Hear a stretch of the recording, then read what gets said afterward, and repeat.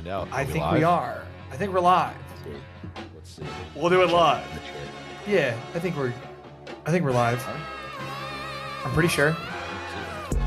Maybe, hold on. Maybe I need to start. Oh, we are. We're live. We're live.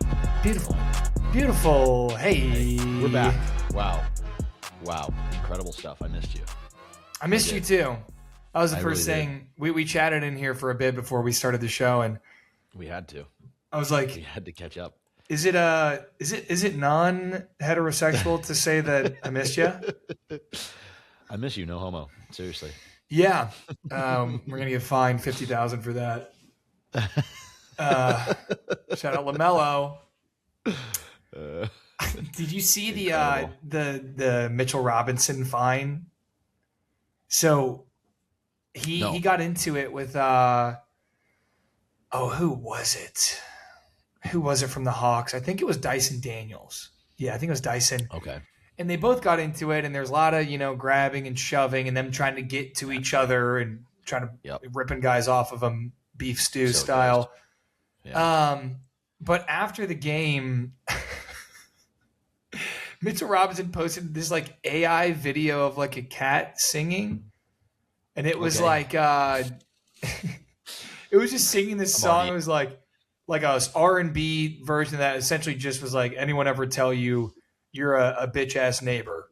Essentially, is what it was saying. Yeah, yeah. And it just obviously like it was right after it happened, and so they find him. Yeah, they find Dyson Daniels $25,000, and they find Mitchell Robinson $50,000 because he posted that.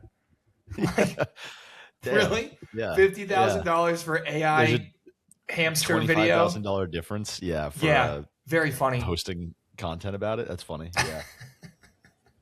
Hilarious. Hey, you know what though? We need more beef.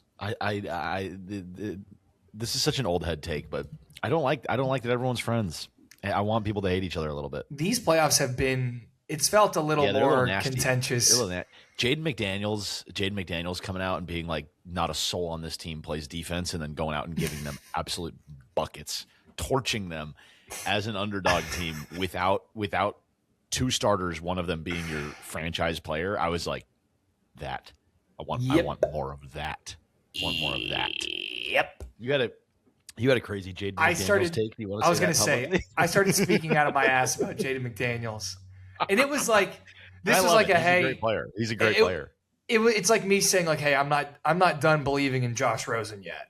It was just like, hey, I'm going to get it on record so that if it does happen, I'll look like a genius. You could look like such a 4D chest savant. I mean, absolutely. I've had bad takes. Like I'm not a stranger to like taking a swing on something that I'm like, I could see it. I'm just saying I could see it. I'm saying it here right now. So if it does happen, I'll look like a genius. I said I thought Cam Whitmore would be a top 10 NBA player in the next 3 years, and I said that 3 years ago. Here we are. Hey, you're close. Out the league. So close. I think he's still on the Wizards roster, but I said that I thought Jaden McDaniels could have a bit of a Kawhi arc, right? Because people forget Kawhi was like 12, like 10 to 15 points a game until he was 25 years old. He had his first 20 points per game season when he was 25, and I said, I think and was known as mostly like a defensive wing. Just defensive wing, yeah. Like, hey, if he gives you anything offensively, it's a plus. Right. But Jaden, they put Jaden on Jamal, and it was raps. Bro. It was raps for Jamal that whole series. There's a real question for the Nuggets on like, is it maybe time to move on from Jamal Murray?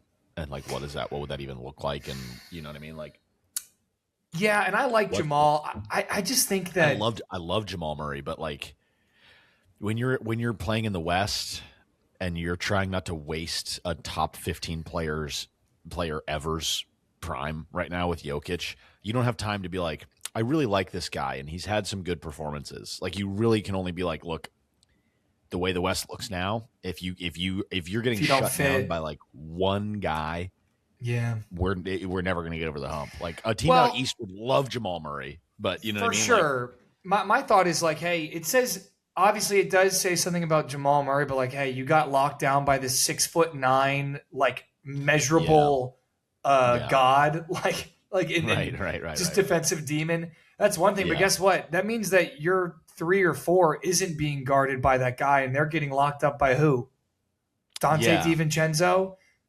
I Like, suppose they've that's just been true. Well, no, I mean, small. DiVincenzo was hurt. Yeah. Yeah, and DiVincenzo tore his Achilles, but I like, think, yeah, no Aaron Gordon. I mean, obviously this isn't like a big brain take, but no Aaron Gordon and no Peyton Watson was obviously terrible for the Nuggets. Like, obviously that hurt them. It was bad for them all year like, when they didn't play. yeah. It was like, if Jokic wasn't making tough shots, Jamal Murray had one of the best on-ball defenders in the league on him, attached at his hip 24/7. Mm-hmm. Nobody else could really generate any offense. There was some stuff about give the Tim Hardaway Rockets. Jr. the green light, man. Just should have given Tim shoot 23s. Yeah, honestly, no. It should have been like, hey, we're going to lose this series if someone doesn't do it either way. So I'd rather lose the series with Tim Hardaway Jr. going 1 for 16 from 3 than him just fading into oblivion. You know? And going into the team, you're about to say something about like that's what the Rockets did. They're like, hey, Reed, just shoot, man. Someone's got to do it, Chief. Like, you are way over your head, and we know that. But we have it's you or Tari Eason. No answer. Yeah. Hey, you're going to shoot 15 threes, or Jayshawn Tate's going to shoot 15 threes. Yeah, right. Yeah, and to Reed's credit, he played pretty well. He was great. He had some moments in the series where it was like, all right, he was fine. Yeah, he was fine. He played okay. He played good. For a guy thrust into a role that he's clearly not ready for yet. Ill-equipped for, absolutely. Yeah. I think he'll be fine. Long run. J Dude, welcome to chat. They don't need to beef. They're all loaded. Yes. What's the biggest plot hole of Zoe 101? Please advise. J Dude, I missed you. I'm so glad you're back. You almost got the boot. I don't know what happened. I don't know what happened the other day. Would he call us a few times on the Instagram account? Tried to hit us with an Instagram call on the Long and the Short account, and for whatever reason, I don't know if my phone glitched or if he was doing this. I got like 15 calls. Like, my phone was like spamming calls back to back. I was getting him too. And I DM'd him. I said, if you don't stop right now, it's going to be a problem. He just said like the sad emoji. Yeah, I was with Liz, just like cracking up, just showing her like, look at this shit. Like, did you say that? I was like, no, that was Connor. I got very stern. I was like, you have to stop this immediately. I think we need to set this precedent. From here on out, anyone who asks to come on the podcast will never ever come on the podcast. If we ever do like hey, we're having a listener on, if we ever do that, anyone who asks will never ever be a part of that. You will not be in consideration. Yes. So anyone who's asked before this moment right now, you're good. You're fine. But if moving forward, if you ask, yes, you're done. You're out of contention for being on the pod. Yeah, I agree. Yeah. No, I agree. That's a good rule to have. We got to set some boundaries. We got some parasocial relationships going on here. It's bad. Yeah. Well, before we get all the way into basketball, do you want to tell the people about your tour, about where you've been? Sure. Yeah. Or if you're tired of talking about it, we don't have to. No. It's all good. I had I went to New York, did some shows out there. They weren't part of the tour, but hopped on some shows, did some cool stuff, hung out with all my people out there in New York, which is cool. I may end up moving out there, man. It's really, it remains in the conversation. I don't think it'd be this next lease I sign, but at some point I do think New York's going to be very likely. Especially if I'm going to hit stand up hard. It's just so much better than LA. Like, dude, I've gotten booked more on shows that like aren't people I like just randomly getting booked on shows in New York than I have in LA. And I go out to New York 3 times a year. So it's just so much easier to get stage time. And there's so many more like cool rooms. And I love it, man. It's so sick. It does make sense that it's a better stand-up city, Yeah. It absolutely does. I mean, big stand-up scene down here in Alabama, down in Mobile. Yeah, sure. Totally. But yeah, so I was in New York for a little bit. That was fun. And then we went to Louisville, Fort Wayne, Indiana, and 2 shows in Chicago, and everything went well. It's really cool. The next shows we got coming up, we have Oklahoma, May 20th and 21st. We're in Oklahoma City and Tulsa. And then after that, we have like the first week of June. It's like the 1st through the 3rd is a Pacific Northwest run. So we're doing like Portland, Spokane, and Tacoma. So anyone who's out in those places, if you'd like to come see a stand-up show, tap in. But yeah, all good stuff.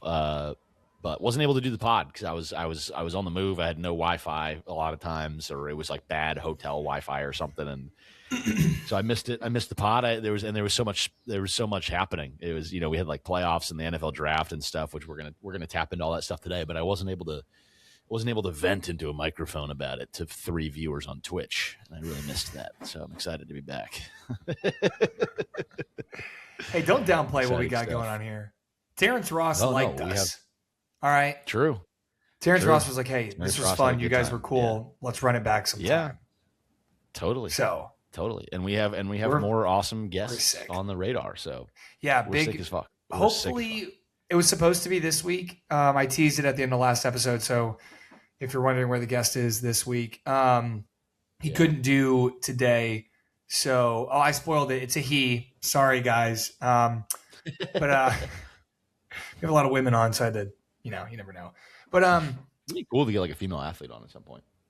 Yeah, that'd be cool. And then I could say like, "Hey, let's get a WNBA player," and be like, "Hey, play me 1-on-1." I would win. Just be the worst people of all time, the whole podcast. And just be like, "Hey, how does it feel to not be as good as an NBA player?" Just be such an asshole the entire time. I think I could beat you, seriously. Just every time they say something. Yeah, that move you did, I've done it before. I did it in my driveway yesterday. Bigger, stronger, taller, faster. Yeah. Yeah. Dickham said an Angel Reese pod would do numbers. True. It would. It would be really funny to have Angel Reese on and just be really mean. Yeah. That would be. I think it's gotten to the point where it's not. It wouldn't be funny anymore. The horse is dead and it's been beaten. Yes. It's funny in theory, but realistically, that's not funny. It would just be mean and sad, obnoxious and mean. Yeah. Yes. The idea of it, ironically, is funny. Yes, but in reality and in practice, not funny at all. Very, very mean. And I would love to have Angel Reese on if she ever decided. I would love to say, "Hey, what's it like grabbing all those rebounds?" I don't think I could do it. I don't think I could have her on. Why? I just don't think I would. I don't think I could because I don't respect her as an athlete. I don't think she's very good at basketball. What? I don't. She's not good. She's not a good basketball player. She plays in the WNBA. She's a good athlete. She's a fantastic female athlete, but she's not a good basketball player. I mean, she's in the WNBA. I mean, do you think Rudy Gobert is a good basketball player? Yes. I think he's a great defender. He's a good athlete. He has good defensive instincts. All of those things are part of basketball. Yeah, but there's so much more to being a basketball player than just that. Certainly, but that doesn't mean that just because a guy's a good shooter but doesn't excel at athleticism or defense that he's not a good basketball player, because there's more than just shooting. I don't know if you're going to get me off this take. I mean, you're doing it. This has to be a rage bait take. That's a terrible take. I don't. Well, I mean, maybe. Rudy just had the Rudy example is not good. The Rudy example is not great, but I don't really respect him as a basketball. He earned my respect in this last series, but yeah, Angel Reese, I don't exactly. I could beat her 1-on-1, and I don't think it would be close. I think I would demolish her. I don't think you could. I would. I don't think you could. We're the same. We're the same height. Yeah, and she's a center.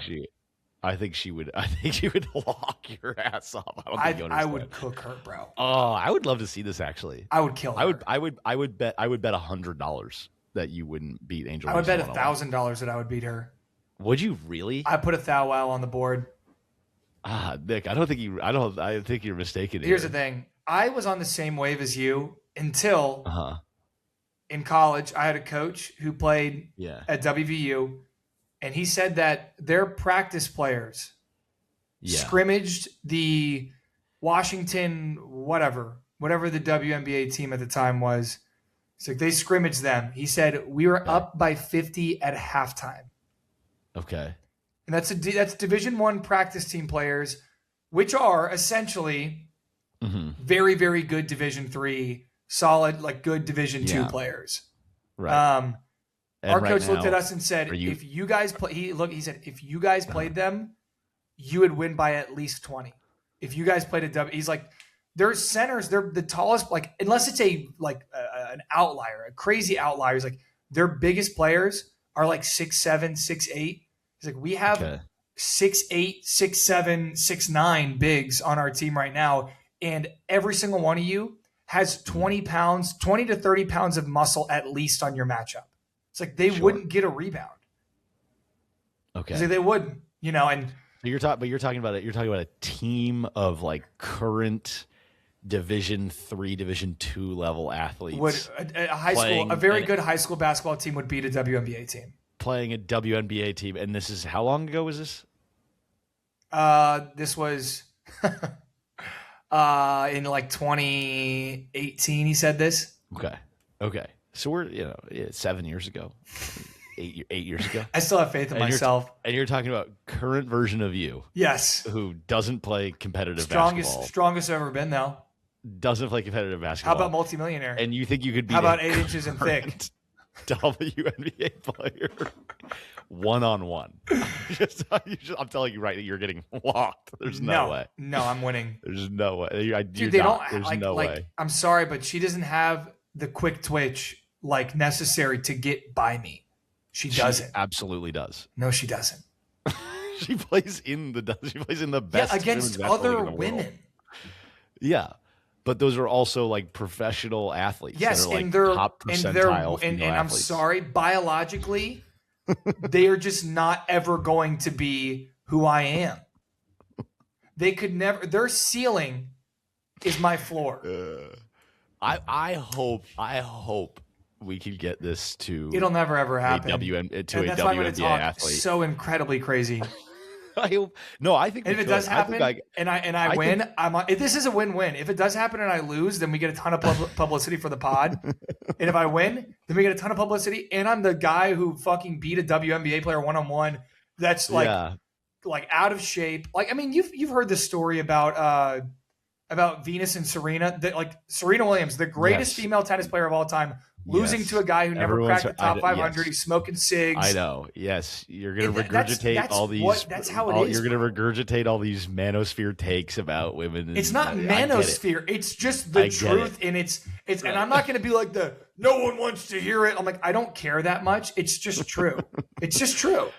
It's true that, on average, men are higher level athletes than women. Yes. But we're talking majority. About when you're talking about a guy who's like, not playing. We're talking about you. You. Wait, are you? Wait. Hold on. Just so we're clear. We're talking about you. Wait, are you like a? Did you ever play NCAA collegiate sports? No. Okay. So I'm going to gatekeep you in this moment. So I did, and I'm just see this right here. Yeah. See this? I'm not built. Yeah. I'm not built like the average guy that you're talking about. How many minutes a game did you average? I don't remember. Wow, are we? What were your minute stats shaming? Like? Wait, what were your stats like? What did you average? Everything more than you. Every single by stat. How much? By how Every much? Single one. What was the number? How much more than me? Marginal, considerable amount. So here's the thing: I didn't play a drop of collegiate basketball, and I think you averaged maybe 2 more points a game than me. Less than that. 1.4. Less than 2. No, less than 1.4. Right. So the thing is, when you get in for 30 seconds, right, and you don't touch the ball, that counts as you scored 0 points that game, and it goes towards your average. So right. I did score 4 points again. 4 points in 4 minutes against a Division I team. Yeah. So my points per minute. I mean, I'm like, hey, coach, the numbers don't lie. If you scale my minutes, don't lie. You're looking great here. Give me. I'm averaging 30 if you play me 30 minutes a game. Yeah. But, so we're talking about a essentially the team manager, the equipment manager. Shut the fuck up. You're saying that. That's so disrespectful. I was probably when you got in. I was the 10th guy off the bench. When you got in and made a 3, was everyone really excited for you? Oh, everyone on campus loved me, bro. I have bad news. The more excited people are when you hit one I'm aware. I felt like a Make-A-Wish kid every single time I got in the game. Right. Did I ever tell people would chant my last name? They would say, you're saying you could beat a WNBA current WNBA starter. A good high school team is beating. No, I'm right. I'm correct. You're not. I've seen basketball at a higher level than 99% of people that will ever touch a ball in their entire life. 99.9% of people that have ever existed, I've seen a higher level of basketball than them. I've seen it on the women's side. I've seen it on the men's side, bro. Yeah. Bro, our and not to take a huge shit like on the women's team at our school, I think like a team of freshman boys that was like okay could have maybe beaten them. Like 14-year-olds. I mean, I don't know. Maybe you're talking about like we don't have to stay on this anymore. Basketball team. I'm just saying. I've saying seen it's so videos. different, I've bro. seen videos of guys. I've seen videos of guys that are like, women can't beat me, and then girls go out there and torch these dudes. I've send me one. Happen. Send me one, and I want to see who this guy is, and if he ever played past high school. A good high school boys team, the high school boys team that I coached, the varsity team, they could have beat a WNBA team, no doubt. The best version. My first year coaching, went to Final Four for state, highest classification. They were so good, and they would have killed a WNBA. I mean, when we're talking about like teams, like maybe it's maybe a different conversation, but we're talking about one-on-one. That means you got to guard me. You got to guard me. I'm not being guarded by Tyler Falbo and Severin, okay? I'm not being guarded by the guy who played at freaking Bryant. I'm killing them. Bro. I'm killing them. You think you'd beat Caitlin Clark one-on-one? No, probably not. Definitely not. I don't think Definitely not. I think she's got me beat like lateral movement wise. I don't think I could. And she's used to me shooting contested shots that she's used to shooting. Angel Reese. Yeah. Angel, I might turn around until she enters the paint. She's horrible, dude. Have you ever watched her play in a WNBA game? I've sat down and watched the WNBA game and watched her play. It's hard. She's awful. Really? She's horrible, dude. Yeah. Well, sit down and watch a WNBA game and tell me that you respect what they're doing out there. So you think they run great sets. They run great sets. What they're doing. They run great. They run fantastic sets. Just WNBA players in general, you think you could beat all of them? You're just saying Angel No, Reese I'm saying like probably if you went to the Angel WNBA, Reese for sure. Unskilled like bigs that are just out there and they're just out there because they're like more physically dominant than the other girls. Sure. Yeah. Yeah. I can bench more than you. You're like, I'm sorry. I'm gonna Can beat you? Yeah. Bro, Okay. Dookie's been in the gym a little bit. All right. Dookie's been All right. I got my buddy's been getting me right, dude. Dookie's been in the gym. Okay. All right, we've done freaking 10 minutes on if I could beat a WNBA player. Not getting anywhere with this. I think we should do 30 more. I think we should keep going the whole pod. I don't think we should change the subject at all. I think you don't get it. They're ass. You know how many shots I hit in my driveway yesterday? Right, exactly. But what were we talking about? Well, on the agenda. Also, hold on. Can we address the chat real quick? Sure. J-Dude just said, I keep on farting at work, but there are no rules against it. Close to sharding, though. Close to sharding, though. Is he okay? Do you think he's okay? Are we enabling him by like talking about it? 100%. Yeah. No, he has a, yeah. I think J-Dude was like the kid in art class that would eat the paint because he knows that if he got sent to the principal's office, like he was getting some, hey, are you okay? Maybe that's all he wants. Maybe this is a cry for help. This is a cry for help. Yeah. Right. You're saying this is more. JD, is this a cry for help? Be honest. Let us know. Let's get to the playoffs. We're going to talk a little NBA playoffs. We're going to talk a little bit of tanking reform as there's been an update with that. We'll tap into a tiny little bit of NHL update on the playoffs there, and then we will close out with the NFL draft, which we did not have a chance to talk about when it happened. And Arsenal just scored. Right before I gotta throw that on. Ended. If anyone's paying attention to Paramount, Prime Video, Paramount, whatever it is. If anyone's paying attention to Champions League, Arsenal just went up 2-1 on aggregate against Atletico Madrid. there we go. It's gonna be a great game. Our guest next week is a big Arsenal fan. That's right. That's fun. I'm gonna have to chop it up with him a little bit. Yeah, I was looking forward to that. I was hoping he was going to come on today. So, we'll still have some Champions League to discuss. Sit in the cuck chair while y'all talk about soccer. But yeah, awesome. You know what I said about the NBA playoffs about this round specifically? I think this is the best first round we've ever seen in the playoffs, at least in my lifetime. Really? In terms of entertainment, parody, Yeah. good basketball, like it just feels like Yeah. we're at a point where, like, you know, I mean, how often did we had Spurs Heat for like 4 years in a row, and then we had Warriors Cavs for like 5 years in a row, and ever since then, it's kind of been like we've just been waiting almost for like, oh, well, this team won. Like, oh, the Nuggets got one. They're going to be super dominant. And they made this point on Pardon My Take. I'm kind of stealing, but it was a great point. I'm just going to reiterate it. But like the Bucks win, you're like, oh, that's a good team. That's probably going to be a dynasty. You know, they're going to win a few. And then the Celtics win, and you're like, who's beating the Celtics? And we've just kind of fallen back into like this world of, it's kind of anyone's game every single year. Yeah. Truly. Yeah. I mean, which is fun. It's been interesting. It would be, I mean, right now the Thunder feel like they do feel like the dynasty, and they do feel like the most unbeatable team. They're the only team in the playoffs to close out the series in 4. Every other series went to 6 or, well, the Spurs had the gentleman's sweep. Gentleman's sweep for the Spurs. But you know, I think that's great. Was close. Yes, and I think that's good for basketball. But what I will say, I think a point that they didn't make on PMT is that's why the second apron was created, is to keep, you know, it's the Kevin Durant rule. It's to keep a team from getting so incredibly lopsided. And because of that, we just kind of exist in a world now where there's just so much more parity in the NBA, where it really is, you know, like, I mean, the Thunder, I think if they don't win this one this year, they're going to have to someone's going to have to go. Like, they have too many guys that they need to pay. The fact that they got AJ Mitchell for like $4 million a year is insane. Best contract in the league. It's the best contract in the league. Yeah, that's not.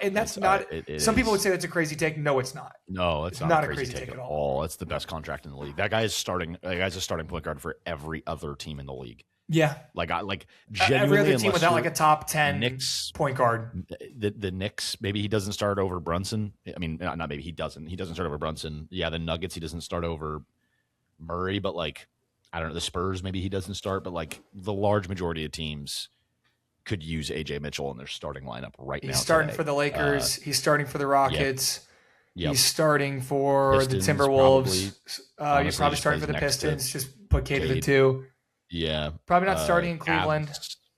Cavs, he probably wouldn't be this year, but like, just he'd be 6-man though. Raptors, he'd be starting. Yeah, in terms of playoff teams, like 80% of the teams in the playoff field, he would start for them.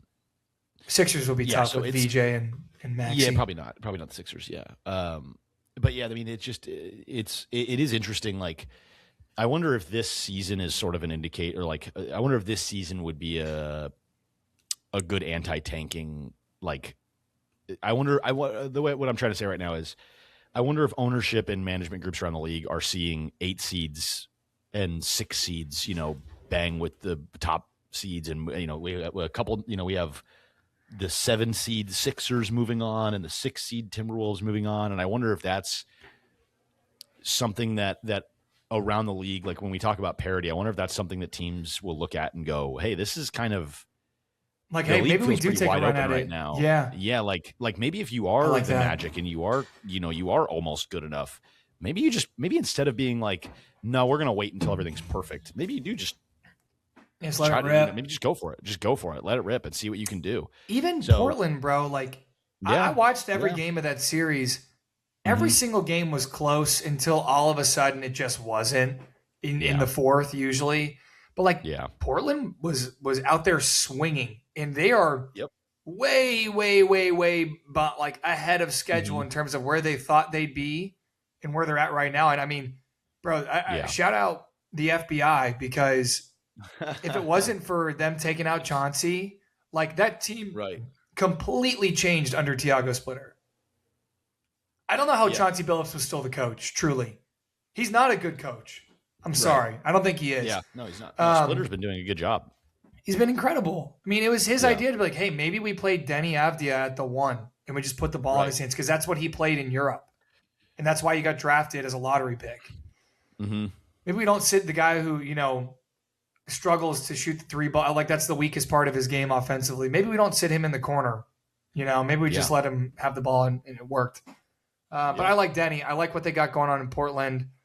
Man, I am doubtful about the evolution of Donovan Clingan because that dude just has, bro, he's got cinder block shoes. He cannot move.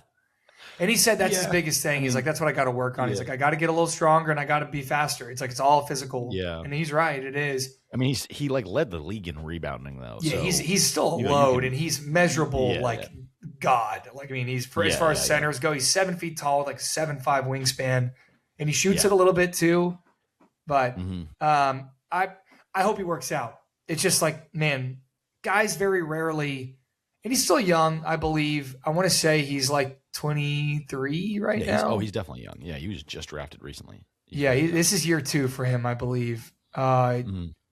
He's 22, and that's fair. Maybe he will get faster, but I mean, this is why I wasn't really like huge on Zach Edey being like the guy for Memphis, not only because of fit, but also like, guys don't really like you can improve your motor skills from 18 to 22, but 22 to 25, how much of a change are we seeing here in terms of foot speed, coordination? I don't know. I hope. I love him. I like him a lot. This series made me think like, totally. Can you have a 7'2", 280-pound guy who struggles to cover space like in a playoff series, play a lot of minutes?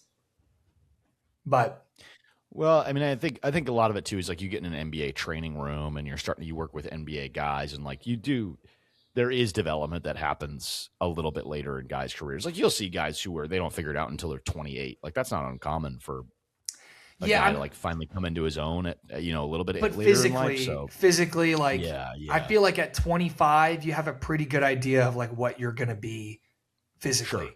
Either way, that was a fun series. I loved watching those games because obviously the Spurs are so fun to watch, but like Spurs are electric, dude. Just Trailblazers team that kept swinging and they battled. It was gritty. It was every single game was hard fought, even though they only took one off. It is interesting. It is interesting thinking about like, they get Dame next year and they've got some cap and some like, I know that they keep saying they want to pursue Giannis. It doesn't feel like Giannis is doing any pursuing of them, but if he really does like Dame that much, like if he just really loved playing with Dame that much, I mean, it'd be interesting. It'd be fascinating. I think Giannis would be stupid to come west. Stay out east. You go join go to the Knicks. Go to the Knicks. The Knicks feel like I've been floating this idea around. I don't know how it would work. This might be stupid.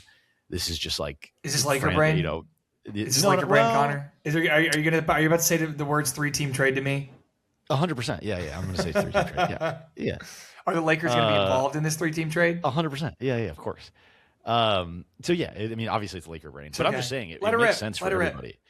Look, if the Knicks and the Lakers just sent all of their picks to Milwaukee, and then you send Giannis to the Knicks, and then Gimme McCall and Cat to the Lakers to go play with Luka, tell me that everyone there isn't happy. What, you said McCall? Yeah, Bridges. Sorry, I thought that was like a last name. I was not. I'm not pronunciation mogging you right now. Bridges. Okay, yeah, Bridges. How do I always say it? Right? What is it? It's Mikhail, but it's whatever. Mikhail. Sorry, I'm not gonna. Whatever. I genuinely, you said McCall, and I was like, Pat McCaw. Yeah. The guy from UNLV that won like 3 championships in a row. Yeah. on the bench. No, I'm just saying, how good of a fit would Cat and Bridges be for Luka? Yeah, a defensive wing, a big that can shoot a little bit and doesn't need to like dominate the ball at all. Like Luka was actually, in terms of, he made his team the best when he played with a stretch big. Golly, a lot of sirens going by me today. Could you hear both of those? Barely. Okay. Barely. But yeah, hey, tell me it's not a fun trade for everybody though. Yeah, I mean, I see it. You have to make the cap work, which is usually the hardest part when one team is just sending a bunch of trades. Yeah. But that's why you bring a third team in to kind of move some pieces around. That's why the Lakers have a ton of cap space this summer. They have everyone's falling off the books other than Luka. Yeah, and then the Bucks wouldn't be obtaining any cap in the first place, and then the Knicks would be losing like 2 of their biggest contracts to just take on one big. Like, I think it would work. I haven't, I don't know. I don't know all the ins and outs of the. Let's parlay this into a little Laker talk. Sure. 1 to 10. Where am I at right now? Where are you at? 1 to 10. I mean, a 4. I'm not like. Look, we had a fun end of the year where there was a glimmer of hope where it was Ayton finally accepted his role. The Capella thing, it's so funny, the shift that happened after that. Dude, last thing I would have expected was him to be like, okay, maybe I'll just do that. I mean, one of the funniest developments was Ayton coming out and clearly being so upset about his role, and then everyone being like, you don't understand what you are, and then him just having like the wherewithal to go, oh, okay, you're right. Yeah. Crazy. I never saw it coming. So I think him accepting that role, and then LeBron kind of like, I don't think LeBron ever fully gave the keys over to Luka until that last stretch of winning games. I agree. I think LeBron was like, you know what? I am just going to be almost like a defensive wing guy and kind of just commit my time and energy to that. And then he was, you know who he was? And like a mid-post scorer as opposed to like the facilitator. And I don't know, it was fun. It was fun to watch. You know who he was in terms of like just the energy I got from seeing him out there, especially what he was offensively to that team. He's Dylan Brooks. He's like Dylan Brooks at his best offensively, like secondary ball handler, little point forward, knock down a few threes, really going to be physical, really comfortable just once he gets to his spots. Yeah. That's what it felt like. Nah, dude. It was they were fun, and I was a little more cerebral. LeBron's IQ was just insane. So right. And I was enjoying watching them for the first time in a long time. I still think JJ's a good coach. I've said from jump. I said this the day we signed JJ. He would have been perfect for a rebuilding team, but he's going to struggle with a contender with a bunch of big personalities because that's just how it goes. And he did, and he has struggled a little bit, but like it's still led to success. But nobody's really been like the Lakers could win it this year. It's just been like, oh, the Lakers are good. We'll see if they can make some noise. And then the injuries really sucked, and it would have been fun because I genuinely think we sweep Houston fully healthy. 1 billion%. And I like, it would have been two sweep. That would have been the second sweep. That leads into what I was going to say, but I want to let you get your word out on it. I was going to say, now we go see the Thunder, and it's going to be a gentleman's sweep. I'd be surprised if we get one game, to be honest with you, but I think it will be. I think we'll steal one. I think Are we going to see Luka though? What's that? Are we going to see Luka at all? I don't think he'll be back until like deep into the series if we make it that far. I think if you're down 3-0, why even bring him back for game 4? I heard. I've been hearing like games 3 through 5 is the possibility. So I think if you're down 2-1 and we have a questionable Luka, that's probably the best situation you could see yourself in as a Lakers fan, realistically. Yeah, look, it'd be cool to go. Yeah, it'd be. If they won, obviously, it's my team. I want them to win, but like, I'm not gonna sit here and you'd be so conflicted if this Lakers team went to the finals. I'd be ecstatic for sure. But I think you would have a moment where you just like, what the fuck? All right, I'm ready to get hurt again. Essentially, like Michael Scott. Right. Sure. Right. Whatever. Yeah, but look, I'm not expecting much out of us playing the Thunder. They're going to kill us. They're going to kill us, especially with no Luka. So probably I'm not, but that's like me saying 4 out of 10 is like, I'm just not confident we're going to win the series at all. And I think that's being real, but it was fun. It was finally fun to watch the Lakers play for a little bit, which was nice. And I hope going into this next offseason that I make the right decisions and make the team, build the team around Luka finally. But it feels like we are destined for $35 million to Austin Reeves, re-sign LeBron for his last year, and run back the same exact fucking team and have most of the same issues. It feels ownership in Pelinka. I feel like that's what they're going to do. They said before, like, we're trying to build Dallas 2.0, like around Luka, which that's a team that didn't win anything, went to the finals, but looked just drastically outclassed in the finals. Yeah. But I think it's like get to the finals and see what happens. Like I don't think that's the worst strategy ever. But if you're going to do that, you need to move on from one of your significant pieces. And to me, at least a few, the only piece that feels like it makes sense going forward is Austin Reeves. LeBron does not fit in this if he's going to take up $55 million in cap space for essentially Dylan Brooks production. Like that's a terrible contract. We have bird rights on LeBron, so we can actually go over the cap to sign him. So he's less of a problem. Yeah, he's less of a problem actually contractually than Well, that's fine. Austin Reeves is actually the bigger issue because he's 28 years old. You're going to have to give him like 30 plus million, and he's an offensive guard next to Luka. And it's like, but that if you're going to go the Dallas 2.0 route, then that's, you need like a tunnel vision scorer. Yeah. Running mate. I want to pull up the Lakers contract situation. Like, how much is Rui making? He's off the books this offseason. And if y'all re-sign him, to me, that says that everything I need to know of like nothing's going to change, and you're just going to try again and see. Because I think you probably saw enough. If I'm Pelinka and you don't want to gamble too much, you're like, well, this team looked like unstoppable for at the end of the season until everyone got hurt. So maybe we just try it again. I think Pelinka's gone. Yeah, I mean, dude, is going to be gone. I think the new ownership's going to bring in their guy. I think Pelinka feels too last regime at this point. It feels too connected to like LeBron and AD and that whole run. I don't think it makes sense for them to keep LeBron was great for us. It's awesome that he was this good at 41. I just think we need to move on from the whole thing just so that the franchise feels like it has the new direction, if that makes sense. Yeah. It's not even so much about the play sometimes. Like sometimes it's just about like, no, look, we're fully handing the keys over to Luka. This is about Luka now. And even if you're like, you know what I mean? We can go over the cap to sign LeBron. It's like, okay, you could get 2 players that would be better for Luka with the money, even and stay under the cap.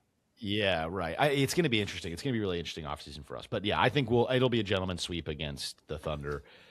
T-Wolves Spurs is already a banger series. That first game was super exciting. Awesome. Very fun. It was so fun. I want to say real quick before we move totally on from the Lakers, I was going to say that series to me, and great for the Lakers. I'm not trying to be a hater, but it says way more about the Rockets to me than it does about the Lakers. Oh yeah. Oh, just absolutely. A dysfunctional basketball team. LeBron without the 2 best players on his team, and you couldn't. Yeah. No, Luke Kennard turned into Jesus Luke Christ. Is awesome. Yeah, I look. I've had to fully put my hands up and go, "Hey, I was wrong about Luke Kennard. He's awesome. He rips. I hope they bring him back." He's great when you don't have Luka and Austin, and he's still great with them. But he's like he's like a rotational. Like, hey, when these guys are off, we have someone with a little bit of firepower. But I mean, apparently, and there's been reports about Houston, like the fact that Kevin Durant wasn't rehabbing with the team. They asked like guys on the team, like, hey, how's his rehab coming? Do you know what the status is? And they're like, we don't know anything. I got to say, man, this finishing couple seasons of Katie's career has really been a stain on his legacy. Really, really bad stain on his legacy. Because you were already fighting an uphill battle with legacy talks because you went to one of the best teams ever before you even got there and then kept winning. And it was kind of like you already had this feeling of like, not an earned championship, like, super team. Like you already had this like kind of knock, like asterisk on your championships and your prime years. And now this sort of post prime KD that was like, here's your opportunity to go prove that you can do it without joining in the Steph Curry Warriors. And it just has been a failure every step of the way. And he's had good teams and good players, and he just hasn't been able to win. And he's been a pretty bad version of leadership. I don't think he's been a good leader on all the teams that he's gone to. And at this point, man, like this last series really left a bad taste in my mouth for KD. He moved down my list a little bit. Like he did. I had him in my top 10 all time. And this series for me, I was just like, I don't know, man. It's been a bad look for him here. The way that he's kind of ended, And I don't think about like legacies that often. But I do think about, okay, if I'm any organization, why would I give up anything for Kevin Durant right now? Because everywhere he's gone, he's left a trail of destruction behind him, because you got to give up an arm and a leg to get him. I mean, the Rockets traded their soul for him. Yeah. In terms of like everything they had built and everything that like led them to being a great team in the West, and losing a 2-7 matchup to the Warriors, which sucked. But like, that's just like a young team without the experience, losing to some veterans. And so but then you go and you blow everything up to go get Kevin Durant, thinking like, we finally have the guy, because that was kind of the thought in Houston of like, you know, LP is a quasi guy. You know, Jalen Green was a quasi guy. You got a little bit of guyness from Brooks, Van Fleet. It was kind of guy. They had their guy by committee. But when you need someone to get you a bucket, there was kind of this vacuum of power. And so you go get the guy, and then he just disappears. He just vanishes in the moment. And also, bro, the KD file stuff, apparently it was never, ever resolved. That's the report, is that they never, ever talked about it. When asked about it, apparently Kevin Durant said, I didn't come here to get into Twitter nonsense. I came here to play basketball. That was his final say on it with the team. Yeesh. Yeah. That is insane. That's crazy. Yeah, it's crazy. Yeah, you got it was real. It was 1,000% him. Terrence was right. I mean, which I thought that before, I 100% believe there is truth to KD being in like the Twitter spaces and Discord spaces and all this stuff, and like anonymously talking to fans about. I believe it. Yeah, I believe it. I don't think maybe he wasn't. Maybe it wasn't like all him, and maybe, you know what I mean. Like maybe there was some element of like there's some fake, some real, but like this feels like one of those situations where there's smoke, there's fire, and totally it just feels too. I don't know. I'd be shocked if he was still in a Rockets uniform next season, but like where do you even go? Like who do you trade? Someone was posing like a Jamal Murray KD swap, and I was like, that just turns the Nuggets into a little bit better Rockets with the same problem, and the Rockets into a little bit worse Nuggets with the same problems. I think it makes the Nuggets worse. Like I mean, if it's straight up, then I guess maybe, but I don't think it would be straight up. I think Kevin Durant's going to go for a little bit more, maybe another piece, maybe some picks. I'm like, wow. I'm like, who wants Kevin Durant? Who wants Kevin Durant right now? The tweet I was sent was it was like Kevin Durant and like a first for Jamal Murray. So it was actually Jamal Murray had more value in the tweet that I saw. I don't know. I just think if you're the Rockets, you're like, we'd rather just have him for the rest of his contract and give it another go than like not get good value back for him. Right. Right. But yeah, I mean, he's just not a leader at the end of the day. Like it's not like being surprised that he's like in all these Twitter spaces. He doesn't have a woman in his life. He doesn't have a family. Like this dude is just drowning in free time. I mean, Terrence Ross talked about it too. He's like, bro, we go, we work out, we practice, and then we have so much time on your hands. Scroll your phone. Yeah. You go play 2K and scroll. Play 2K, scroll on social media, hang out with your friends. Like, he's like, you can only play basketball so many hours a day. Right.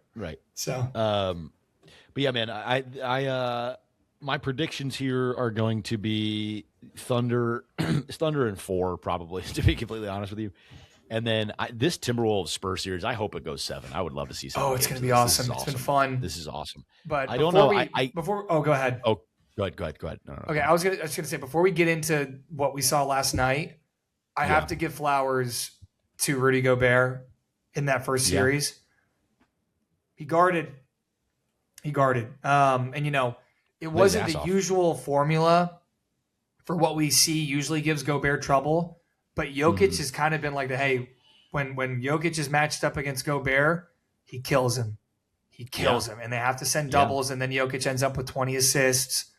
But they did a good job. And shout out to Minnesota. They had the perfect balance of like throwing different things at Jokic and kind of getting him off center, because it would be like, hey, Gobert would guard him one-on-one for a possession, and the next possession it's Julius Randle on him, and they have Gobert guarding the worst, like Bruce Brown, or Christian Brown, like worst shooter on the floor for Denver, and just playing completely off of it. Just like sitting, like waiting, like, hey, you're not going to drive to this side, and you have to go this way. And if you do go, even if you go away from me, I'm still going to be at the rim when you get there, and I'm going to be there to help. You are going to pass this ball because you're not going to go straight into two of us. But it was just impressive, and it worked. And shout out Minnesota, they like the whole team scrambled out of everything really well. And they lived with letting guys shoot and trying to get hands up, contest, whatever. But that was an awesome series. I have to give credit where credit's due. Gobert was great. Yeah, he was. And like, dude, I'll say it too. We were kind of joking earlier about like the not a good basketball player if you only, play defense, you're just big or whatever. But like, I got to give Gobert some credit too. His ability to every once in a while, like make the right pass too is like a little underrated. Swing I'm not pass gonna lie. where he went around someone's body. Like he's a high IQ player. That's the one. Like I will always give him good that. passes. He did. He had a couple of like really, really important passes that were like good vision. Like, dude, he had one where he like took Jokic off the dribble and they brought help and he like kicked it to the corner. And I was like, what the fuck?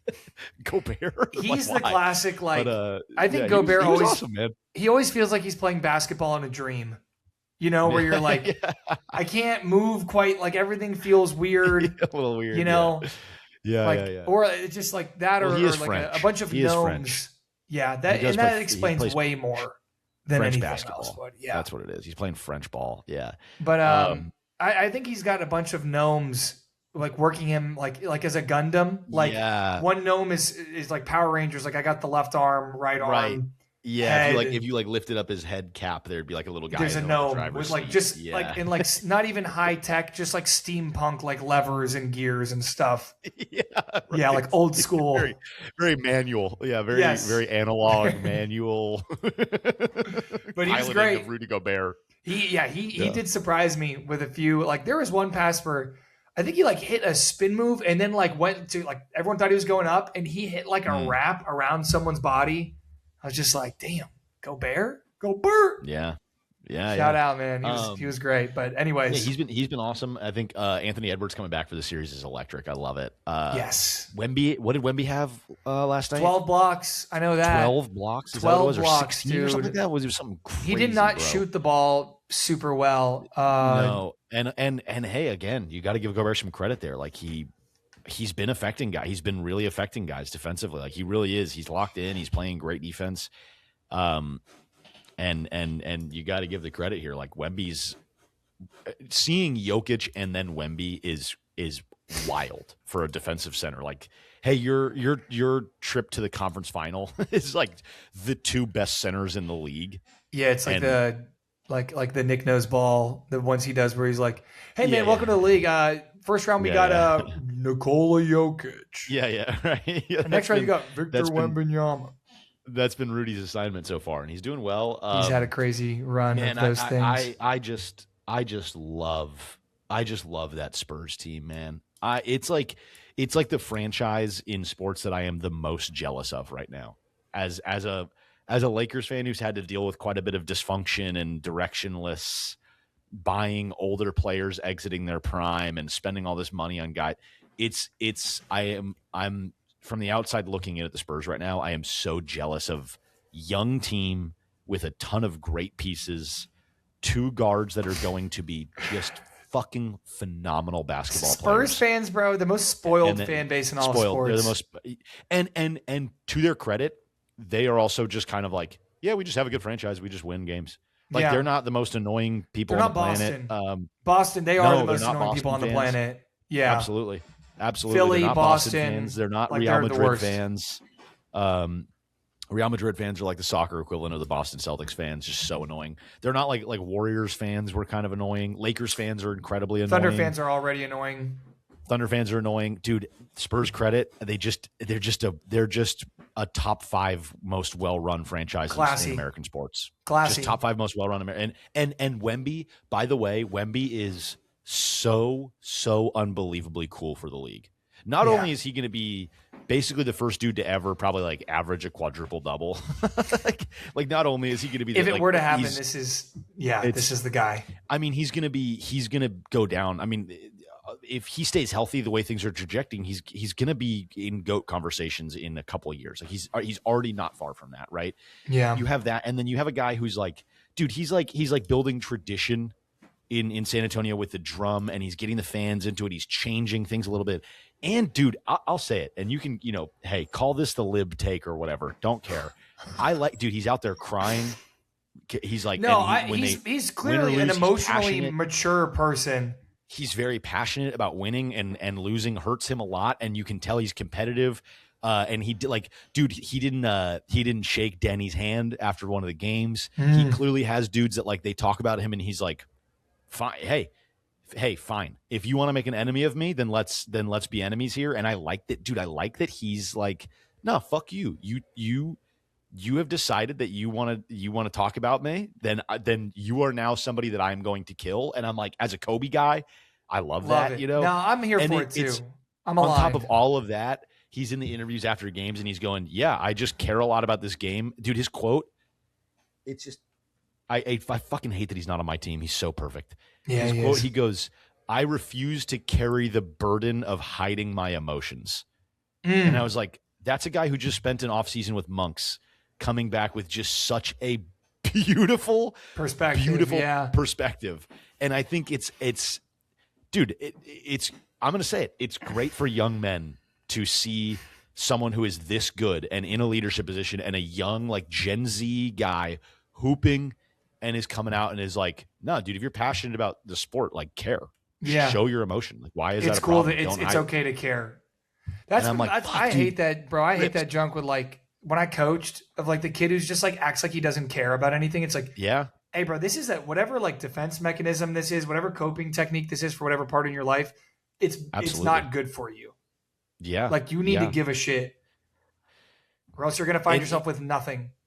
Hey, in a very real way, like there's a reason men kill themselves at such a high rate, and it's good to have some popular figures in sports that are like, hey, confront your emotions and like stop suppressing every bad feeling you have because you think it like makes you gay.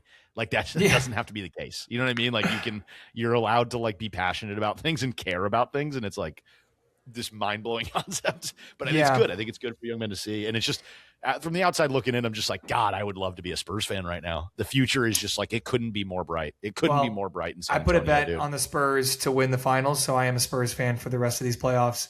Even as a Mavericks guy, that's pretty historic rivalry of, Mavs couldn't get out the West because of Tim Duncan and the Spurs. And I'll tell you what, if they beat Minnesota, which is still an if, this Minnesota team is very good, man. Yeah, they are no easy. I think a lot of people were thinking like DiVincenzo's out, like that's a huge piece of everything they do. They got Bones Highland, and Bones Highland is out there not giving a flying fuck, and it's awesome. Bones Highland ball, bro. If you're Bones Highland, you're like, I haven't been able to play basketball for the past 5 years because I keep signing with good teams. Yeah. And he finally gets a chance to just run the second unit. And it's incredible. I love it. Terrence Shannon Jr. is awesome too, bro. Terrence Shannon Jr. Awakening, dude. Is this the bulldozer to the rim? Is this the Terrence Shannon Jr. coming alive party? Is this where we go? Wait a second. Yes, this kid actually might be like a guy. He's got to be able to shoot the ball, though. He has to be able to shoot the ball. He doesn't shoot the ball, but he's just so like he's gonna start in. I think in this series, teams are gonna start painting him. Teams are gonna give him the Ben Simmons, Josh Giddey. Like, hey, prove to us that you can be effective as a player not around the rim.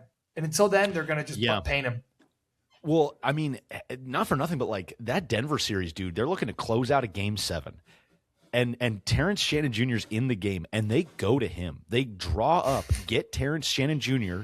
with Jamal Murray switched onto him, go attack him. That was that was the game plan. You could tell that was the game plan late in a game 7 of a series against a team you aren't supposed to beat, and they said, "Hey, Terrence Shannon Jr., go at Jamal Murray," and he did, and he was torching him. He scored like 6 straight points or something. It was something crazy, and it was cool. It was cool to watch because I like Terrence Shannon Jr. I hope he figures it out. I think he's going to be a dog. Me too. I think Io was such a great pickup for them. Io is awesome. It just sucks that he's out right now. Yeah, but he had a big game. That first game after went down. Dude, even so, they closed it out. He got hurt early in the next game, I believe, and they closed it out without him. I was like, man, this Minnesota team is they're a good basketball team, and I credit Chris Finch. I think. Yep. I've said it for a long time. I don't know if Rudy Gobert wins 4 Defensive Player of the Year awards without Chris Finch, and it's not anything to just diminish Rudy, which even though I love to do that. But it's more of like, hey, I think Chris Finch is that much of a genius, especially defensively, to know what's going to bother guys, to find ways to keep Rudy where he's at his most effective. That's why all of his, box plus minus, like all the advanced analytics that essentially won him his Defensive Player of the Year awards. That's why they are what they are, because of Chris Finch. They'd be good without Finch, but I'm like, hey, Finch just maximizes dudes. He's great at it. He does. He's a great coach. He's defensive Rick Carlisle. Yeah. That's and I think the Spurs have their work cut out for him here. But I'll tell you what, if the Spurs win the series and the Lakers lose, which is, I think both of those things will happen. That's my prediction there. I will be pulling for the Spurs team. I think all of America will be like, please upset this Thunder team. Yeah. And I honestly said, if anyone could do it, I think it's the Spurs team. They already gave him so much trouble in the regular season. They gave this Thunder team problems. So it'll be interesting to see this series. Out east, who do you like? I had predicted Boston, Cleveland, Eastern Conference Final before the playoffs started, and that has since failed because one of the most shocking playoff series in recent memory for me. I said this is the most beating this Boston team. The most shocking playoff outcome in the past 20 years. Golden State Warriors over Mavs. Other than that, when the Warriors swept the MVP Dirk Mavs as the 1 seed, that was pretty wild. But I'll give it a decade because that was like 2006. So maybe 19 years instead of 20. But yeah, dude, like I talked about this a lot. I don't know if you'd seen any of the videos I made about this series, but Embiid changed everything. Yeah. And not just because he was this dominant force. He in isolation, he made it really tough on him. But if it was just that, I don't think it would have been enough for them to beat Boston. The biggest thing about Embiid being back was that I got another one. It's right there. It's like in my a burp in my. I hate that. Yeah. And it won't. Whatever. We're gonna suck it in. But the biggest thing to me about Embiid being on the floor for Philly was that it uncovered Boston's biggest weakness was just what they got going on at the 5 position.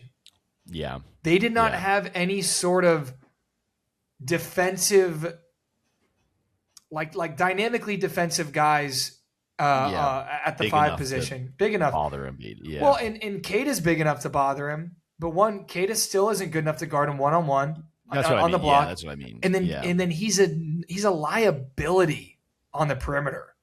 Like they exposed it with Drummond too. They would just have Drummond set screens and just pop, and he's not like super dangerous out there, but he's at least serviceable.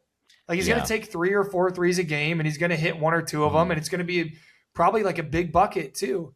But like Cade in drop coverages, he was bad, bro.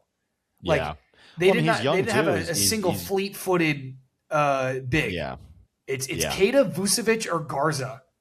Yeah, like in that starting lineup, that last game was weird. It was. They started Garza and who's the other kid? Ron Harper Jr. Yeah, and they played him like 4 minutes. It was really strange. I got the box score up here. The starting lineup was Derek White, Jaylen Brown, Ron Harper Jr., Baylor Shireman, and Luka Garza. Just a weird starting lineup, and they just didn't I don't know, strange call from Missoula. This felt like a Missoula, you guys don't want it bad enough. I'm going to play guys and see if they want it. Yeah. But which not actually meaning it, though. I mean, Ron Harper Jr. played 4 minutes, bro. He played 4 minutes. Luka Garza played 9. That's what I mean. It felt like a send a message thing, and it's like, hey, game 7 of a playoff series is not really the time to be like mental warfare, 40 chess, send a message. You know what I mean? Like that's not. Yeah, and it just feels Tatum like a bad doesn't choice. Play. Also, if you're gonna do like the let's play guys who want it, play freaking Delano Banton or Banton, whatever his name is. He's awesome. Yeah. That's a guy that I like, bro. If you watch his G League tape, you're like, someone could use this guy. There's someone out there who could use Delano. I have had such a pleasure watching Tyrese Maxey play basketball. By the way, he's fun. He's so fun. Is so fun to watch because he's he's so active on both ends for like an undersized guard. Like he's a pretty small. He's like 6'2". notably small. He stands out as like a small guy in today's NBA. Is he like 6'1"?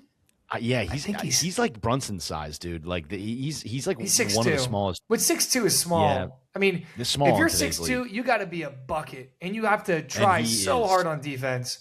And he does, dude. He's got incredibly active hands on defense. Like he gives other guards problems, dude. He's such a he's a 3-level scorer in a way that like a guy that size shouldn't be like finishing at the rim. But he's just, dude. His first step, like his quick twitch movement, quick tits his quick tit movement. His tits are fucking fast. his quick tits. He just, dude, he explodes. All over the tits. All over. His tits explode everywhere. I was trying to get there. I was trying to find a way to get there. I was like, in my head, I was like trying to figure it out. But all seriousness, dude, when he like comes off a screen, he is a blur. He's a blur. It's like one of the fastest first steps I've ever seen. Like, and honestly, what I was saying about Cade being like he's horrible out there, he might not be awful. Maxey made him look like he had no chance. And bro, dude, when he gets downhill, it's awesome.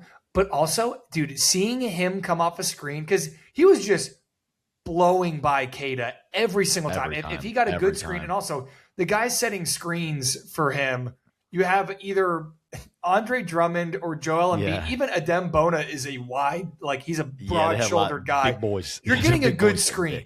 You're getting a good screen. And then like just going straight at Cade. And then they just started sitting Cade at the free throw line because they're like, we will live with you pulling up from three over a guaranteed layup. Yeah. And I mean, dude, he's awesome. All-time like low release guy on his shots too. And it looks cool because it's a little bit of a line drive, but I like that. Yeah. I like a guy that shoots a little, and he's small, but he's so quick. He just like, hey, if you're not blocking it, like I'm just going to get it off before you have a chance to do anything about it. Right. But yeah, Embiid, like I just can't. I mean, Maxey was awesome. Like full credit to Maxey, and also VJ was Paul George too. Paul George was awesome. Paul George accepting a role as like I'm the vet who's going to get us, like, go to me when we can't like find anything within the flow of the offense. Let me go get a midi pull up where I'm open for three and I'm shooting a high percentage right now. Bro, when they couldn't find consistency, whether like Maxey was off the floor or whatever, they would get Paul George on a smaller guard. And this is another problem with Boston that was not the case last year or really 2 years ago, was they had no mismatches. Peyton Pritchard didn't see the floor unless they were in a bad way.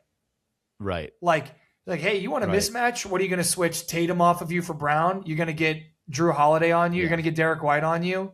Right. Or even Horford or Porzingis. Like, but they get Paul George on like Pritchard or freaking Gonzalez or whoever and just like, all right, mid-post touch, go to work. And he would deliver.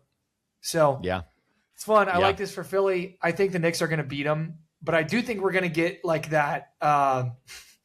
We're going to get that thing that happens with the Knicks in the playoffs every year. And it happened last series too, which is like, we might be the best team in the NBA after game one, which I said this before the game started. I said, this is how it's going to go. Knicks are going to win game one convincingly, and Knicks fans are going to be like, we're going to the finals. Philly's going to take games 2 and 3, and it's going to be fire Mike Brown. Again, it's going to be just like Atlanta. Wow. It's like, fire him. This is bad. We're awful. We're the worst team ever. Knicks win next 2. Go up 3-2. Okay. Philly wins game 6, and it's like convincingly, and it's like and I think it's going to be a comeback too, like a gut punch, and then the Knicks win game 7, and it's going to be a roller coaster for Knicks fans again. That's my take, and right now we're 1 for 1. Yeah, 1 for 1. Yeah, I think it'll be Knicks in 5, to be completely honest with you.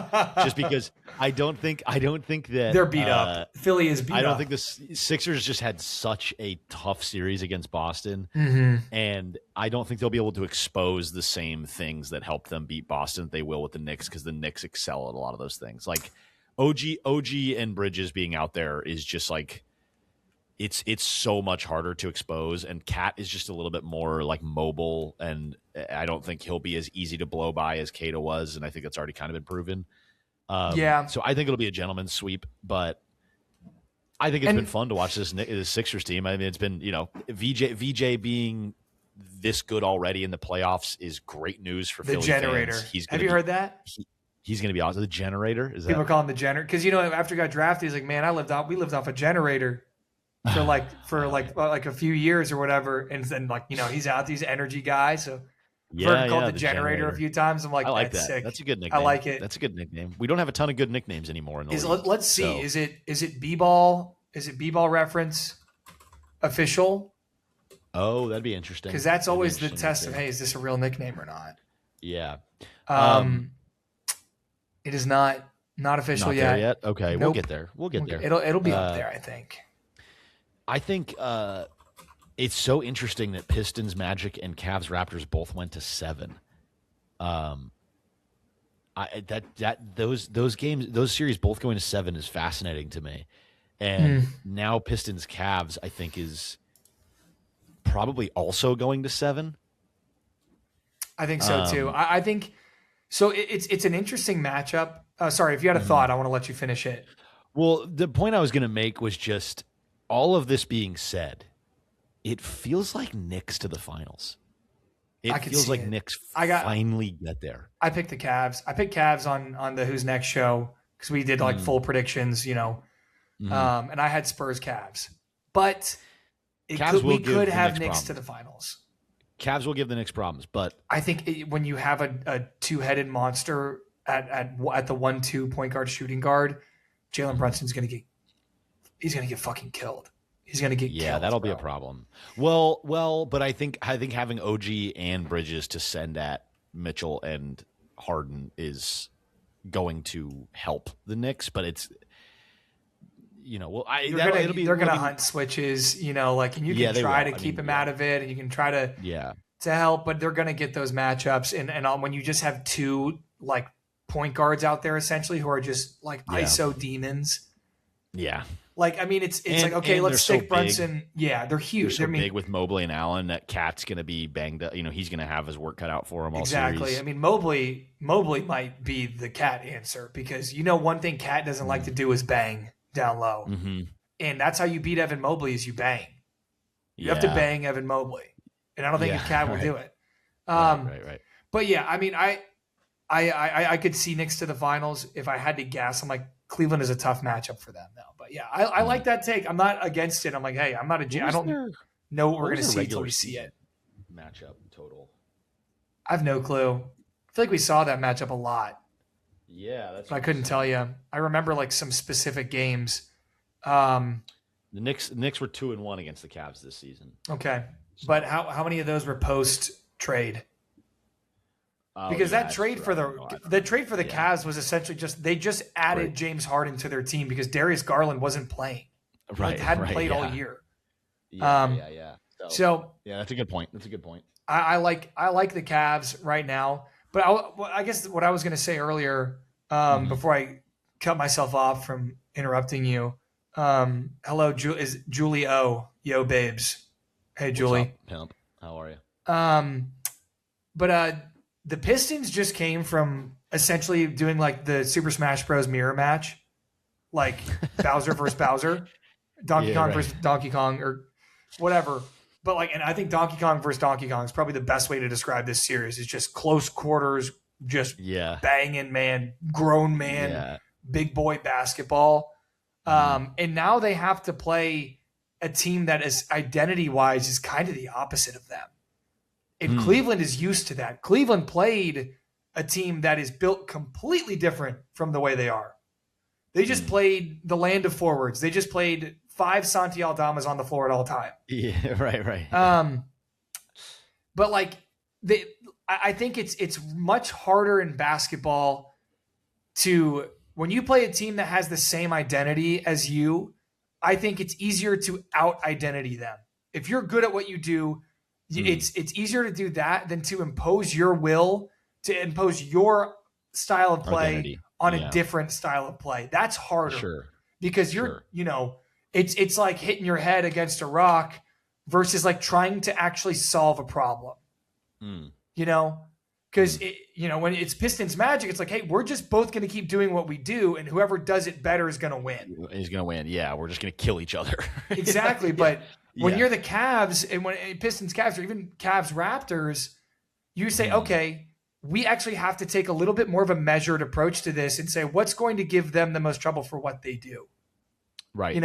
And right. I say that that's my take. And that's been my experience with basketball. It's not always that way. I mean, it's not always like, sometimes it's going to look easier maybe than it is, but I don't know. I like the Cavs in this matchup simply because I think that we've seen the Pistons struggle to score, and are they going to be, the team defensively to like stop the Cavs? I mean, they stopped the Magic, but the Magic were like, their defense looked incredible that whole series.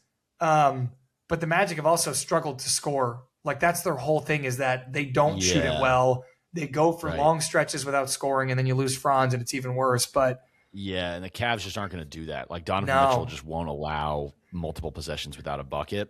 You just have too many. There's too many weapons. And credit to Cade Cunningham for. I mean, I know they're the 1 seed and like they should have won, but like credit to him for just being able to will that team, because they really do not have a secondary scorer. Like they don't like it genuinely. It's like Jenkins off the bench will like get them a couple. It was Tobias Harris, bro. Yeah, or Tobias Harris maybe, but it's like, I mean, it's the shell of Tobias Harris. Like, he had 30 though. Game 7, he had 30. He did. No, look, he's been playing well. For sure. I get what you're saying. I'm not trying to hype up Tobias Harris. No. I know. Yeah. No, him and Paul George being like kind of awesome scoring wings is hilarious in 2026. It is great. Paul George, Tobias Harris, 2026 awesome wing scoring playoff run is so funny. Making huge shots for their team in the playoffs. Yeah. That is a very funny. Tobias Harris had a couple like hammer dunks, like bang out, like he put someone through the rim. And it was kind of funny. He's 33. Gosh, he's been in the league forever, dude. He's been relevant forever. Yeah, right. But Cade is so good, man. I would love to see them get a second guy, because I would love to see Cade win. I'm a huge fan of Cade, man. I think he's such a good player. Talk about just like a cool guy for the league too. He's just kind of like very stoic, just like chill, even the no nonsense. The clip of him when they were really bad, when they lost like like 30 games in a row or something. He's like, I know we're not great, but we're not this bad. Like, that was such a healthy, like we're bad, but something's like, we've just been getting the bad, like the healthy short end of the stick. Addressing the reality of it without like shitting on your own franchise. Yep. Just being like, we're not great, but we're not 2-32 bad or whatever. Yeah. The one the trade I keep pushing for them is Kawhi. I think Kawhi would be such a perfect fit for them. You're right. Pistons culture, hard-nosed defense. You have a good eye for fit. You have a really good eye for fit. Thank you.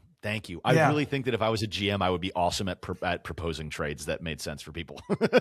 I would suck at the rest of it, but you know what's interesting? I consistently probably have the most trades done in every dynasty football team or dynasty football league I'm in. I'm in 3 dynasty football leagues. I've probably made the most trades in all 3. You're a little trade mongrel, little trade goblin. I'm a trade demon, dude. I love trades. I think trades are so fun. And I think it's so interesting. It is fun. I hate it when people don't want to trade. When no one, like when you're in a league where no one wants to trade, it's like, come on, man, we can figure something out.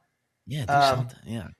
But no, I think Kawhi would be the guy for them, because I think it makes sense. Kawhi, sort of in the twilight of his career here, would not have to carry the team at all. Like, Cade's proven, hey, you can play 50 games this regular season. Take some games off, we'll still be good. We'll still be fine. You can take some games off, and then when the playoffs come around, we're in rhythm a little bit, and Kawhi, you can go be that guy that, like, we all know you can be, where you're a two-way player, but you're not trying to shoulder a load. Like, you've got a team that's like gritty. You've got a team that can shoot a little bit, and you've got a guy that can go get you 30, 10, and 10. Yeah. You know what I mean? Like, I think that trade just makes a ton of sense. I really, really love that trade for both teams. And I think it for the Pistons, it's like, a couple of future firsts, they have them. And like that Holland kid who's like great utility guy that like a lot of teams would love to have on their roster at some point. And then who knows, like Beef Stew or something, maybe Jenkins, maybe. I don't know. They're just a team of utility guys, bro. They have like 4 too many utility guys on that roster. Yes. The thing is like, you need to cut Good some problem fat. to have.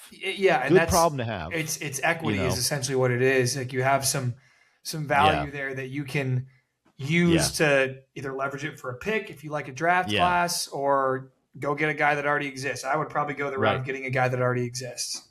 Maba, what's up, brother? Maba88 coming back. Classic Germany listener. Germany, I believe. Yeah, our German listener. But yeah, dude, imagine rolling out a lineup: Cade, Duncan, Kawhi, Asur Thompson, and Durant. It's an interesting lineup. Defensive lineup. Although Durant has looked kind of bad this series. That's been kind of an interesting story. Is he's been for the regular season he had.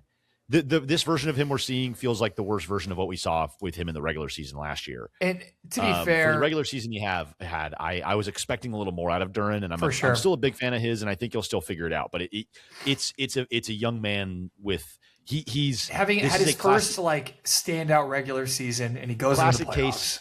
Classic case of young player who was given a lot of responsibility and is navigating that for the first time, and with a tough matchup. Let's not sleep on Wendell Carter Jr. as a guy. If you want to go down and bang with another big, guy who's the same height as you and probably is just about as strong as you, not a great matchup, and surrounded by Carter big Jr. forwards too. People forget he was a well-respected draft pick, good prospect, did well in college. 7th overall pick. Was not what we thought he was going to be, but he's the classic case of a guy that the career is developing into a very serviceable player, and he'll be one of those guys where when because he's what right now, 26 or so, Wendell? 27. How old is he right now? Yeah. Probably in his prime right now. He's one of those guys where he's getting into the world of you know what? Good, almost not veteran, but great piece to have on your team, and could be a serviceable starting center for a very competitive team. Yes, correct. He's definitely entering that territory right now. Yeah, I mean, looking at his numbers, he's he's a 12 points a game, 7.5 boards, and a block, maybe a block and a half. I would love for the Lakers to go get a guy like that. If we're gonna re-sign Ayton, or if we pick up his $8 million a year player option or whatever, whatever that we have, Ayton and Wendell Carter Jr. wouldn't be a terrible rotation of centers for a team that I want to be competitive. You know what I mean? He Wendell can be gives a little spacing rotation too. Yeah, not he's not a great shooter, but it's enough to be something of a change up from a traditional pick and roll big or something. So. Yeah, man. He had some years where he was averaging he had 2 years in a row where he averaged 15 a game. I think that was before Paolo got there, and then the shots just dropped off. Totally. That's really what happened. He almost shot 40% from three one of those years. Yeah. But he's a good player. Good player. Durant, I think that was, you're really happy if you're a Pistons fan, obviously, because you won. But the bigger picture is Cade just proved to everyone that he can put his nuts on a table and just single-handedly will a team to victory and win a series. Absolutely. Where you are down bad. And then also you get another series for your other young blossoming player to not go out of the playoffs sad with a huge disappointment hanging over your head where you also didn't play well. Because for Cade, it's it sucks, but he's I balled out. For Durant, you're fuck, this one's kind of on me. I didn't the production we were missing was me. So happy he gets another chance to kind of right the ship. You know who else is a really fun Pistons trade target? Don't tell me. I can guess. Yeah, you can guess. He's out west. Oh, this is great. I'm going to start pushing this agenda. This is fun. I like this. A lot. Sabonis? No, I wouldn't be a center. Well, kinda. Not a traditional center. Do you want me to tell you? Jokic? No. You would never get traded. Who is it? Tell me. No. Draymond Green. Give me Draymond Green and Kawhi Leonard to the Pistons now. I want this team. I want the bad boy Pistons back. Scoring guard. Homework. Do that. Go on the NBA trade machine and make that 3-team trade work for me. Kawhi and Draymond Green. Post it on Twitter and say, who says no? Who says no? Because I'm telling you right now. It's going to be a haul. Dude, how? No, I don't even think Draymond would be that expensive. I'll say it. You're probably right. I don't think he would be. Dude. I don't think he would be. And I love this. I am never going to shut up about this. Cade Cunningham, Asura Thompson, Kawhi Leonard, Draymond Green, and Jalen Duren. Give me that team right now. Give me that team. Dinky now, Doodle dude. 987 says Draymond and Beef Stew on the same team would be crazy. You are how that Pistons they might kill each other. They might kill each other. Be so sick. They might murder. They're either going to kill each other or kill everyone else in the NBA.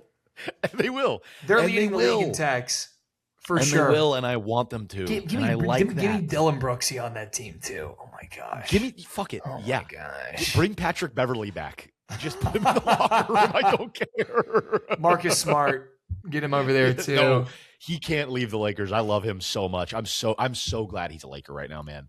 I said when they picked him up, I said when they picked him up, I was like, that's the best move they've made. He's outkicking his coverage as far as like what you're getting out of him right now. Absolutely. For the role that you stuck him in. Locker room guy. Oh yeah. Dude, Ayton came out and said that's the reason he played well was Marcus Smart like had honest conversations with him about like, hey, just be this type of player. And that's why he changed his attitude. And I said when they brought him in, I was like, Marcus Smart's the perfect guy for this Lakers team. Yeah. And he's the only guy that like has that grit. Yeah, if there's anyone I hope we bring back next year, it's Marcus Smart. Fits. Yeah. Yeah. I like them both. Rui, that's the biggest question, in a lesser role. We shouldn't be relying on Marcus Smart as much as we are right now, but a lot of that is also injuries. But just as a locker room guy. Also, Maba asked for your Masai to the Mavs take. And then, we talked about this before we went on air. I think we talked about it before. Right? Yeah, Masai. Yeah. Ujiri. I mean, hey, we have someone at the head of the ship now, someone who has proven has had success as a GM. I mean, this is a classic Mavericks move of when we fired Donnie Nelson, we tried to get Masai. We tried to get him to leave Toronto, and he didn't want to, so we hired Nico. And then, ends in disaster, and then you hire the guy you should have got. You know how many times we've done that? You know how many times we've tried to sign the guy, he doesn't want to come, and then he's like, 4, 5, 6 years past, and then we sign him. DeAndre Jordan. Yeah. We let Tyson Chandler walk. He's Defensive Player of the Year in New York, and then we go and get him back. We're like, hey, he's back. Remember how great this was? It's just so classic Mavs, man. Yeah. To not get the guy in terms of like, whenever it's like, hey, you have to choose us. We never get the guy until he's 5 years past when he was doing good things. Right. The GM position, it's not like he's out of his GM prime. Yeah, we tried to sign Darren Williams too. Yeah. I forgot about that one. Another perfect example of we try to get the guy, he doesn't want to come. He's like, hey, I'm out of my prime. Want to overpay me to come here? Sure. And then it's like, look, we did it. And they look at us, the fans, like, this is what you guys wanted, right?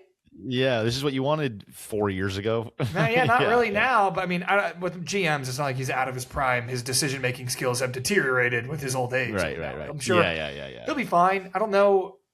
He hasn't been working for a while, so I don't know how much the landscape has really changed. But I wonder what the plan is here for you guys, because you're in a weird spot where Kyrie healthy, you could actually be pretty good. Like Coop is that good. Even right now, this team quickly. Yeah. But it's like, and it was very clear we were tanking. We were sitting guys that had like a hangnail. It's like PJ Washington, 6 to 8 weeks, like damaged cuticle. That's the thing is like the team is built well, and it's if you go get like a top 4 pick, and all of a sudden you have like I don't know, man. You're in a weird spot. You're in a weird spot. I would love Acuff, but you're in a weird spot where it's like, do you? I don't know. Do you? I don't think you make moves. I don't think you make moves. Yeah, you just sit on it, draft a player, and see if you're good enough, and then figure it out from there. If you do trade someone, you trade Gafford and see if you can get some like. I think you need, and it hurts me to say this because I love B. Will. I love me some Brandon Williams, but I think you need a better second unit point guard. And I don't know if Ryan Nembhard is that. Like, Nembhard is fun, and he's a very intriguing piece, and I think he is a good basketball player. But can Ryan Nembhard be a guy on a contender? Right. I don't know. Yeah. I don't think so. Because guess what? When you get into the playoffs, guess who's getting targeted every single possession? The 5'11" guy. Yeah. Right. Yeah. And if you're unplayable, and we don't have anything else to fit that roster spot and that role that you're playing on our team, like, yeah, we have two like under 6'1" guards that can fill it up and are good. But it's tough to have two of those on the roster. You don't need two of those guys. One of them, if not both, are probably going to be out within 2 years. But I like him. I like their game. I love Brandon Williams' game, bro. All-time swaggy game. Say it all the time.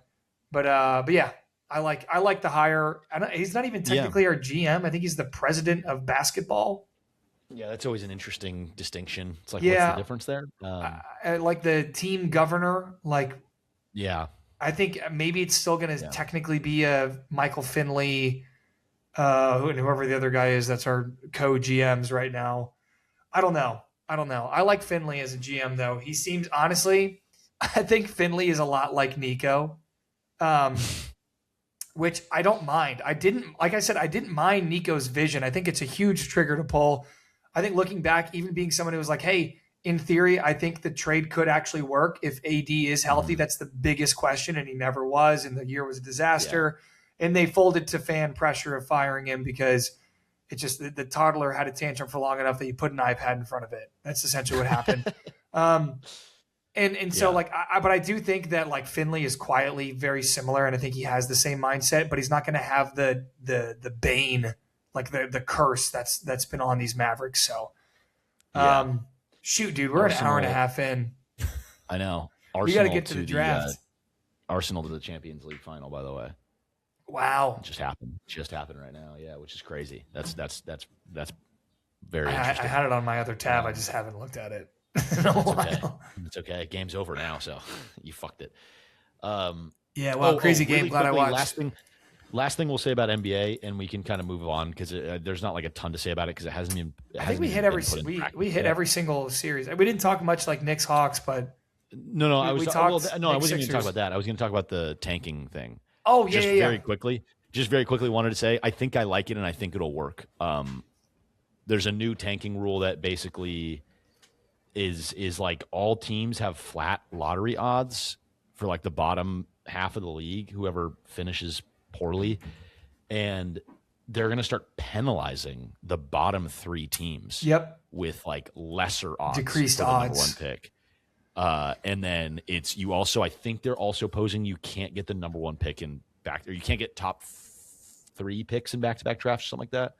Do you have the? No team would be able to win the top pick in consecutive years, or be able to win 3 consecutive top 5 picks. And teams will also not be able to protect 12 to 15 going forward. So, changing some stuff about like pick protection. Changing, the lottery odds to be flat. I think everything they're doing here is actually, I think it's a step in the right direction. I'm curious to see how it works. I'm glad they're doing something. Yeah, you can't get the number one pick. I think you can't get the number one pick back-to-back years. Yeah. And you can't. Something about not being able to stack top 5 picks as well. That's what I just said. Okay, sorry, I missed that. I was like reading as you were saying it. You're a fucking dumbass, dude. Seriously. You're pissing me off. You know what? I'm ending the pod right here. I'm done. Yes, that is true. You can't get 3 consecutive top 5 picks, can't get 2 consecutive number 1 picks. And they made it so like the worst teams actually get penalized. Yes. So that the worst teams get penalized. And then did you want to say the other thing I said too, or no? Wait, we should talk about the new lottery. True. Yes, I hadn't even thought of that. We should talk about that. We should talk about that. I'm glad I said it. Anyway, that's kind of all there is to be said about that. Oh my god. For listeners, I just had my mouth all the way around the mic. He just was throating. I'm glad that this isn't a big podcast because someone would definitely like screenshot that and use that. Yeah. If it was. Glad that someone should do that regard. J-Dude, I'm sure J-Dude has that. If J-Dude does that, I'm going to end my own life. I might krill myself. But yeah, so we haven't been able to react to the NFL draft yet on pod. So yes, it was a while ago, but very interesting draft. So out there. We did a draft pool, by the way, of like me and a bunch of my friends mocked the first round, and I won. I couldn't have done worse. I couldn't have done worse. I think I got last. It was such a. You were either last or second to last, but it was such a weird year. Like my buddy who is like on top of it, like knows every single player that will probably be drafted in the first 3 rounds. He knows every single one. And after that, it might be a few guys here and there, but dude, like I think it was you and him in last. So I'm like, dude, I was just like guessing, being like, I guess this guy makes sense here. You know, this seems like most people are saying they're going to take a tackle here, but it was fun though. It was fun because there was a lot of surprises. You know, I think in a few years past, really bad picks too. By the way, yes, a couple of like, what are we doing here? Head scratchers. Yeah. But the first surprise was probably Jeremiah Love to the Cardinals. It's one of the dumbest picks in NFL history. Jeremiah Love is going to be incredible. That pick was so stupid. Such a stupid pick. Who did you have him taking? I forget who I had him take. I think I had him taking. I think I had him taking Arvell Reese or David Bailey. One of the two. Yes, it was whoever didn't go first. Yeah, just go take it. Go take a great defensive player. Call it a day. You don't. I think that was what everyone had him mocked. It was Mendoza, edge, Love to the Titans. That was and honestly, I like the Titans taking Carnell Tate. I actually think that's a good move for them too. You feel like you're in a spot for a weapon, you know. So I mean, now you best have weapon available. And what was the biggest thing last year? Cam Ward looked like a great quarterback at times. Like no one caught the ball. His metrics were not great, but genuinely so much of that I think was because of the receiving core. And dude, they had so many drops. So many guys that couldn't get open, and now they have the guy who like was sneaky like 1,000-yard receiver last season and had averaged like 11 targets a game when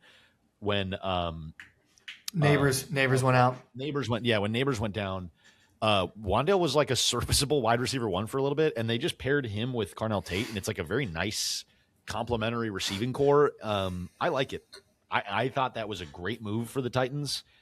I am a Lemon guy. I do think Lemon was the best receiver in this draft. I will stand pat on that. But I think Lemon's a little similar to Wendell. Yeah. So where it's like, you know, you need. Sure. Yeah. I think Tate's just kind of like a bigger body. It just like an X, essentially. Yes, an X receiver. Yes, I think the Titans did well there. I actually think Carnell Tate and Ward and Wendell is a fun receiving core. Like that to me, that's like a fun. All right, let's see what they can do. Actually, that's not bad. That's not bad as far as like putting a team together.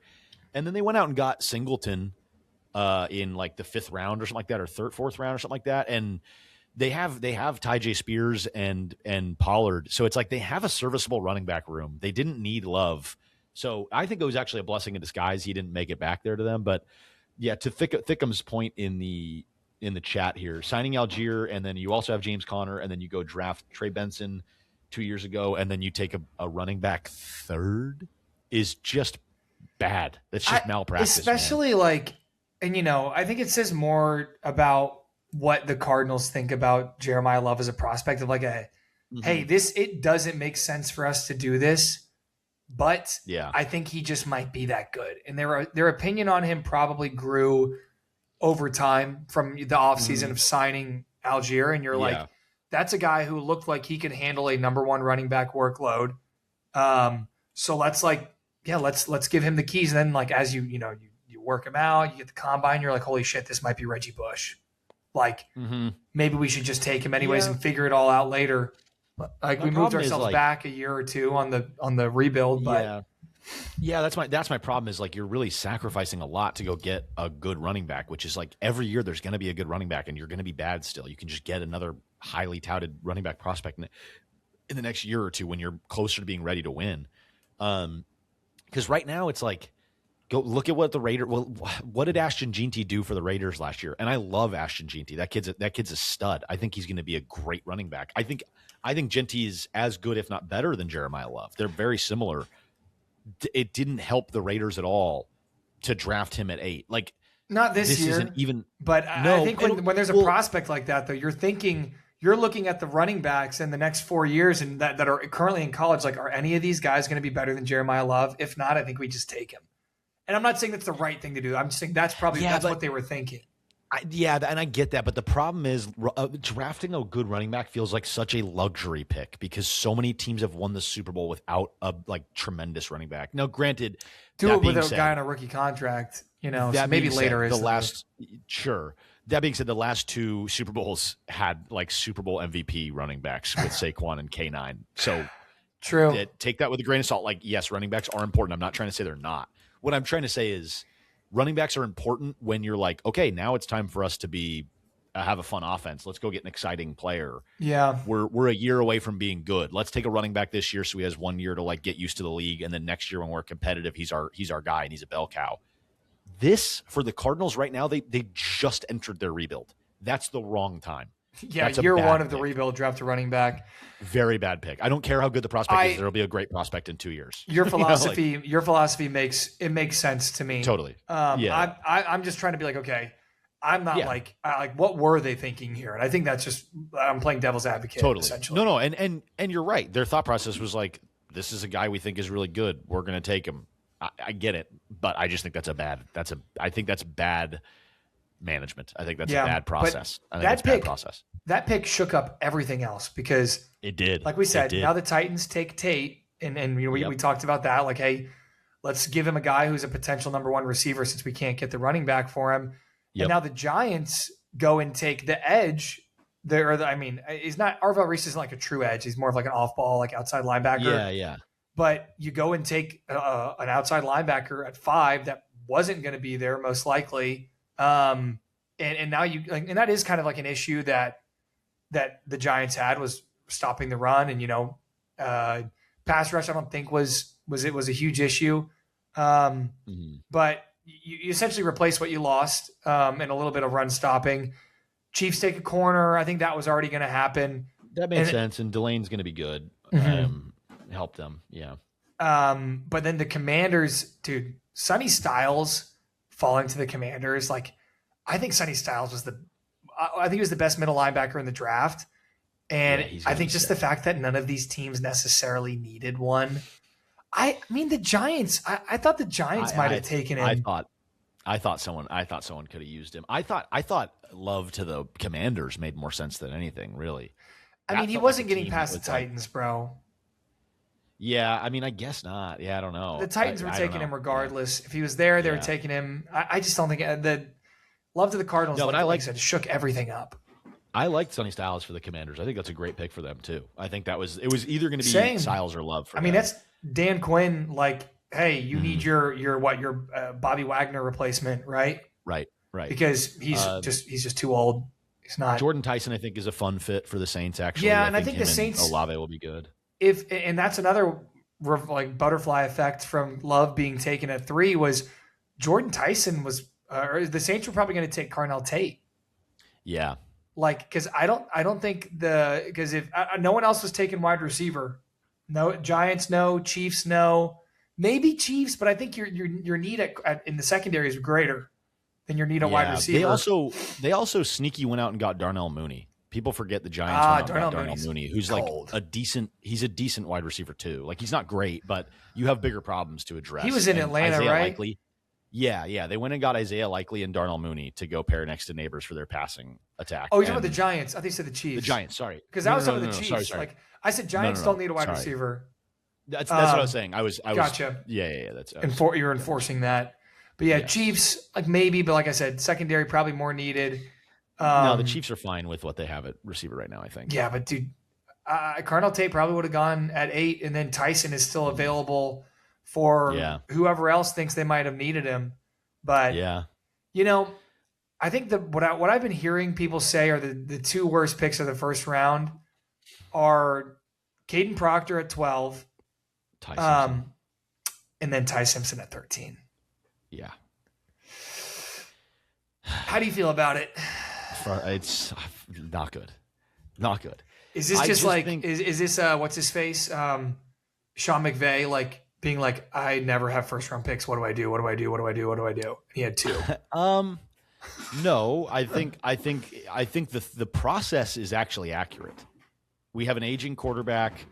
It's been proven in the NFL that if you want to start with a new quarterback, it's best to let them play behind a good quarterback for a year or two. The process was Fair. right. Not only that, but now instead of going out and like signing a big name QB, which is kind of hard to do and will cost you a bunch of money, you're going to get a guy on a rookie contract for a little bit. And you can develop him how you want, and you can make him the franchise player you want. Like, the process was all there. Ty Simpson just isn't that level of quarterback. And I think right now, if you look at the prospects and you go, we don't need to reach for a guy we don't necessarily need right now just because it's good process. We can take the best player available. I think when they were sitting on the board and Caleb Downs is available at 10, I think it was, or 11 or whatever, someone traded back from 11. I forget who it was with the Cowboys. But the Browns. No, not the Browns. Sorry, go ahead. Someone else. I forget who it was. Yeah.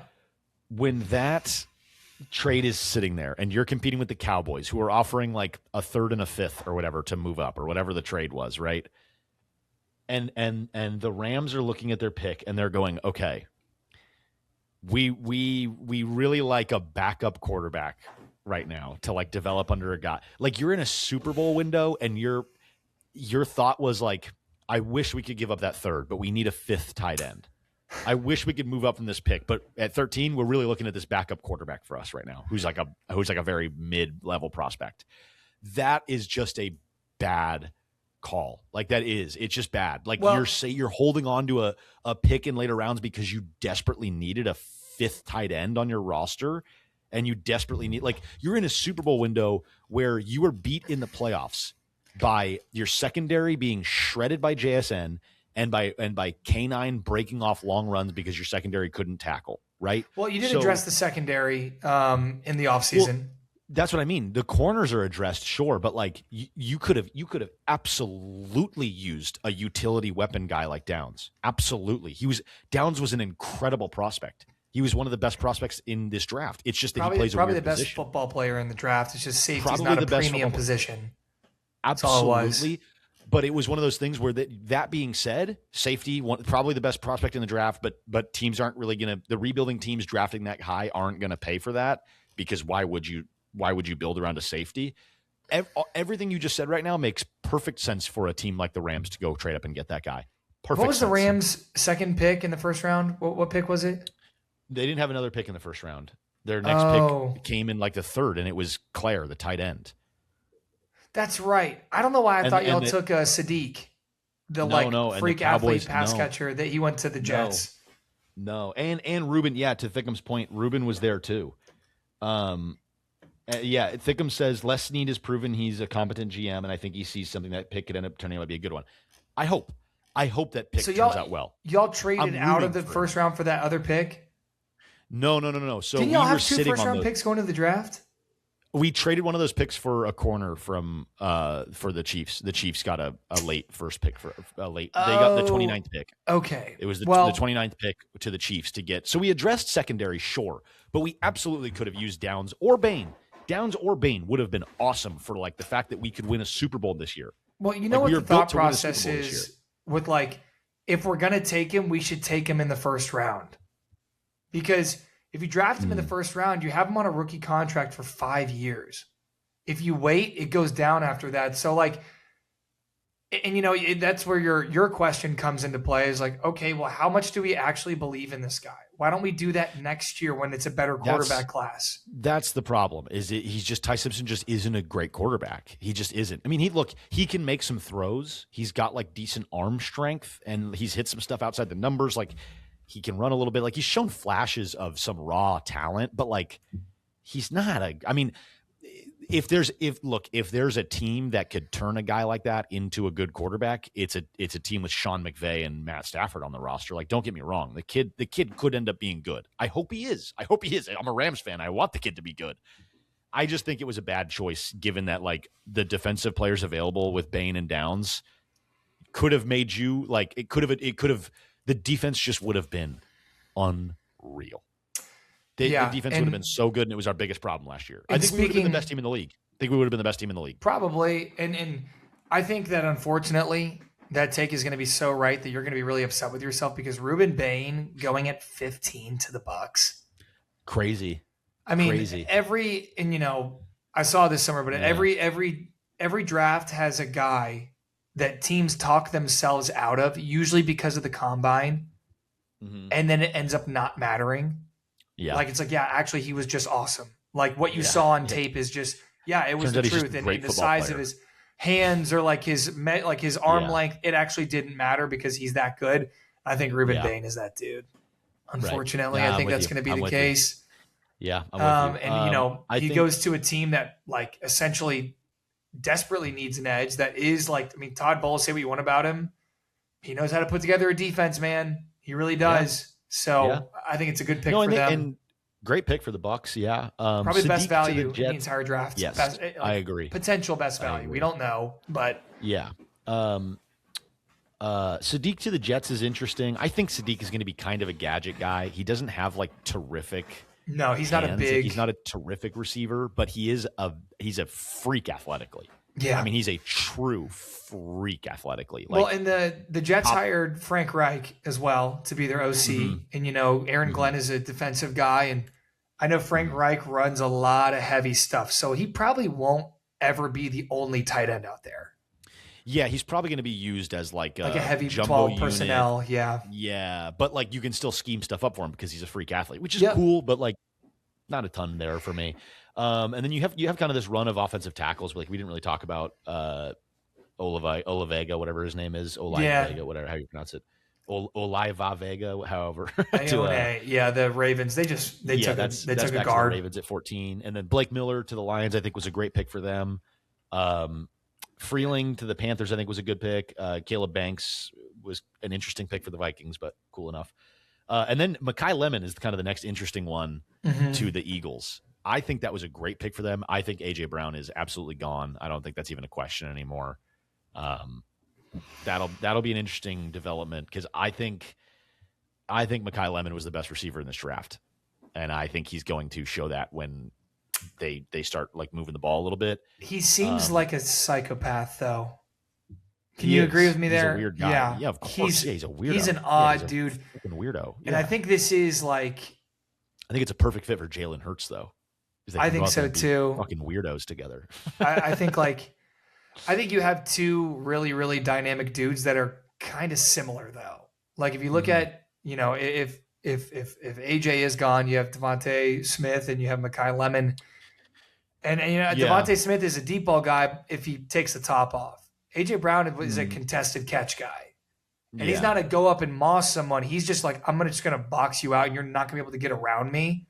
And I'm just going to like catch it right here. And you're not, and you can't jar it loose. You can't even get a hand around me because I'm just big and strong and I'm a freak.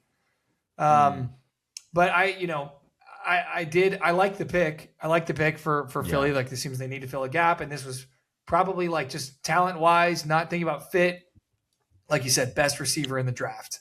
Well, I just think we saw last year with Igbuka to the Bucks. Like, look, just take the guy that's really talented. Take the fucking player that is really talented, and then in 3 years, when you look back at all your drafts, you're going to go, "Thank God we drafted a bunch of really talented players." Yeah, I would rather be the team that has a couple talented players at the same position than the team that keeps taking guys for fit and they're not as good as you want them to be. Well, did you hear about the drama about Pittsburgh and how the Eagles kind of like sniped them? Yes. Because apparently Pittsburgh was all in on Lemon. And they were like, I cannot believe he's going to fall to us. I cannot believe he's going to fall to us. If that's the case, then trade up, go trade up and get your guy. And Thickums does make a good point in the chat, by the way. Mekhi is arguably the best contested catch guy in the draft. Like he will fill that role of like the over the middle possession catch guy. His route running is super, super refined.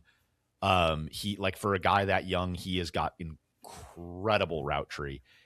His hands are arguably the most reliable. I'm telling you, that kid's going to be special, and he's going to be a good fit, I think, next to Devonta, especially with Hurts. Like Hurts didn't really have that type of guy last year, and they didn't throw the ball over the middle a lot. So I think it's going to help them a ton. I agree. I like I said, I like the pick. That I was pointing out the similarity was like, trying to find something, devil's advocate. But I do like the Steelers pick. I know this Iannacore guy. He was like the biggest project, the biggest first round project for sure, because he didn't start playing football until he was like 17. So he was super raw, but he just got by and was a first-round pick off of just pure athleticism. Like, he's the best lineman athlete in the draft, offense or defense. In terms of just raw power and agility and just athletic ability in general. But I still like Darnell that pick. Washington. Yeah. On the Big same Diesel. team. Him and Darnell Washington being rolled out. Holy shit. Could you imagine those guys getting upfield and like on the outside screen? too? Yeah. Could you imagine those guys getting out in front of a runner? Darnell Washington and Max Ianacor running guys? At you. Imagine just pulling, like running heavy personnel and just pulling both of those dudes and getting them with a full head of steam. Talk about like a guaranteed like 4 yards. Give Rico Dowdle the ball and just let him run between Darnell Washington and. If you get past the line of scrimmage, it's going for at least 10. Yeah. Other than that, or Malachi Lawrence, I think was a good pick for the Cowboys. Them ending up with Downs and Lawrence, I think was a good first round for them. Oh, I mean, that was the most clear. Like, we got to go defense. Got to go defense. You know, they addressed the problems. I think Casey Concepcion will be a stud at wide receiver. I like that kid a lot. I like him in Cleveland too. I think people are forgetting. I think Deshaun Watson is going to be like back to being a starting quarterback this year. I don't think he's going to be good, but like I think people are forgetting that he's on the roster. Yeah. Tiananmen, whatever his name is, I think was. Go ahead. Go ahead. I was going to say it's going to be interesting to have the Shadur army, pushing like. Watson's got the shortest leash and that's maybe ever existed as far as public opinion. Absolutely. So absolutely he does. Yes. He's I think he's trying to take a page out of the Roethlisberger book, but the thing is after you do the sexual misconduct, you have to get better. And he's not gotten better. He's gotten way worse. Tough. It's tough when you do the sexual misconduct and everyone hates you and you get worse. You're a terrible person and then you get worse. Yeah. Yeah. That's, you're always going to be struggling there. I mean, it seems like it's pretty clear in sports is like you can commit a sexual crime, but you have to get better at the sport you're playing afterwards. And then everyone will forget about it and just be okay with it. Yeah, what's crazy is like you can also even like assault people physically. You can hit a woman, girlfriend, and you can speed and you can like get into big car accidents that put people in danger. You can kill people, kill them. You can actually kill people. But if you run fast enough and you continue doing that, and you even get better at like scoring points in a professional league. You can kind of just do that, which is cool and I think is a good thing. And I think that we should continue never punishing athletes for any of this stuff. I think it's a really good thing our society does. If you just have like a few letters before your name too, like REP, you can actually do anything. You can drink baby blood and there's no consequences.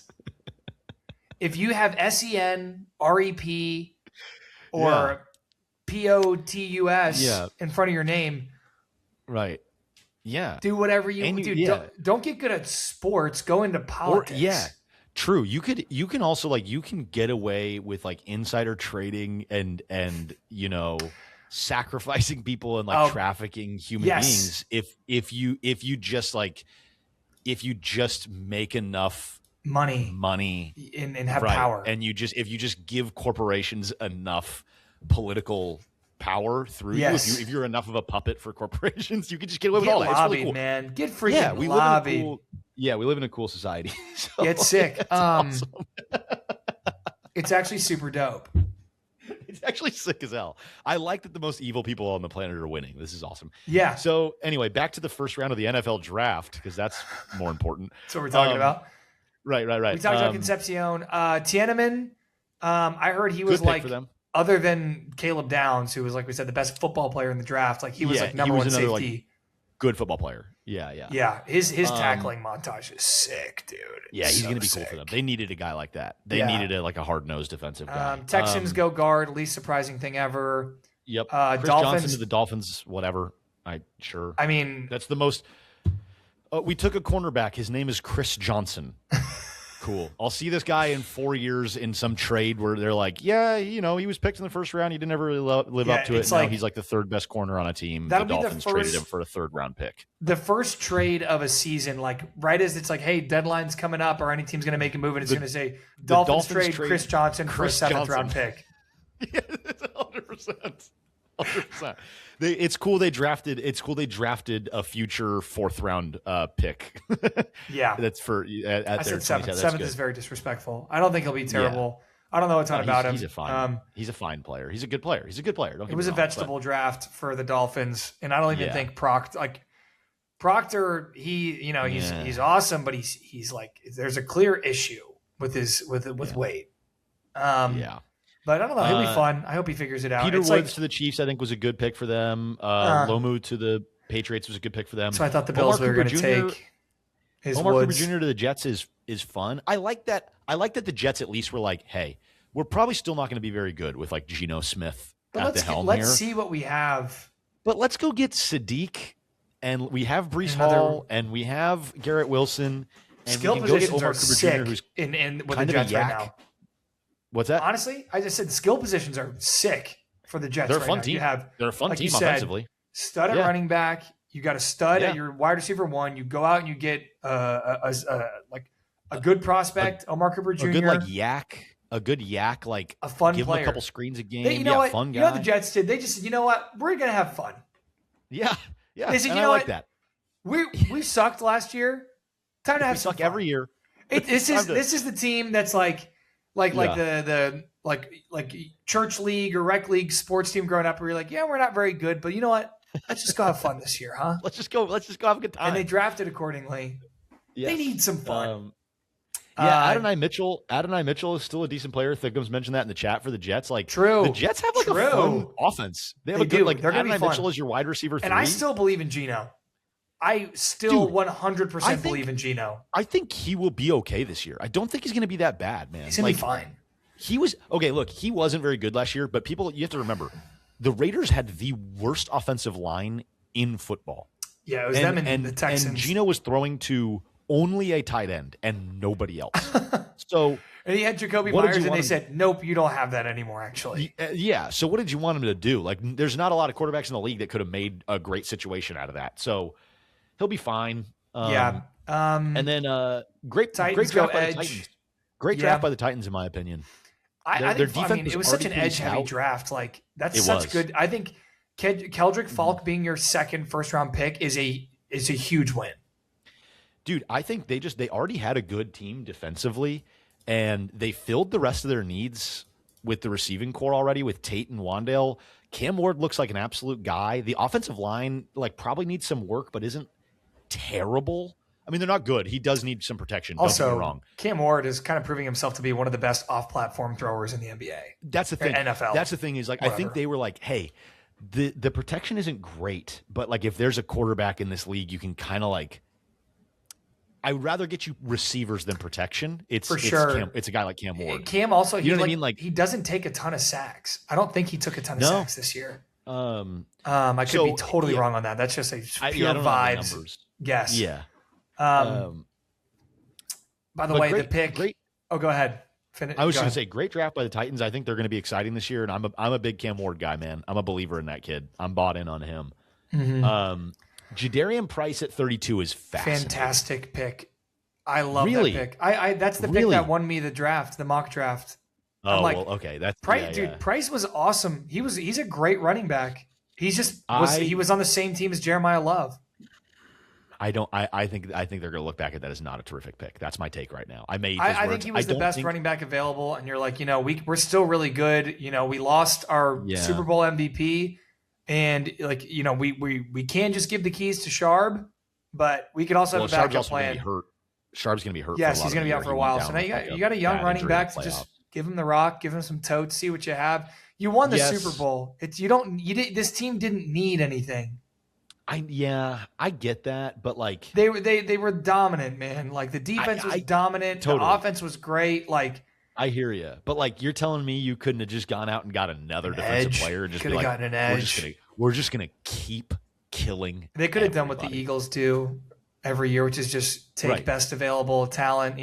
This is the first year the Eagles have had a need in 5 years. Yes. Other than that, I think. Go ahead. Sorry. I was going to say, I think it's a weird pick for them. I don't hate it. I think it's the 32nd pick. So fine, take the best running back available. But I don't think Price can catch the ball very well. So I think to me, it's like they just drafted a running back in the first round to be part of a split backfield.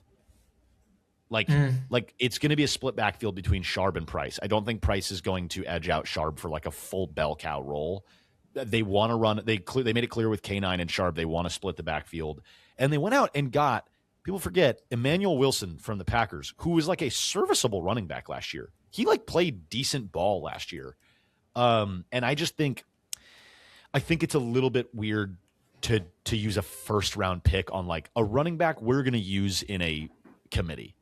Do you know what I mean? Like that just doesn't feel like best practice to me. But who knows? Yeah. Maybe he's going to be like electric at the goal line or something and get them. I don't know. Maybe he'll be cool. But I like the pick. I think sure. I'm a Price believer. I watched a lot of Notre Dame football this year, and I'm like, there are a few moments where I'm like, clearly Love is better, but Jadarian Price is very good. But totally, not only 2 running backs go in the first round, but 2 running backs from the same team.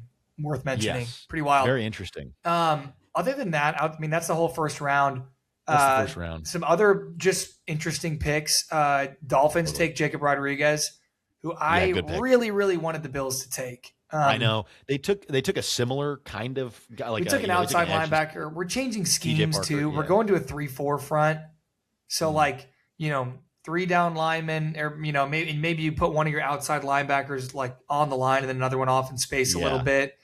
So we took an outside linebacker. He's a scheme fit, but I liked Rodriguez. He felt like the best defensive player available. Milano's not getting any younger, and he's hurt all the time. Like middle linebackers, we don't have a ton of depth there. And I'm like, man, I felt like we could have gotten an outside linebacker later. But apparently, I think that says more about his knee. Apparently, his knee is like fucked. So. Oh, really? Yeah. So interesting. I think he would have been a full first round, like early first round pick if his knee wasn't destroyed.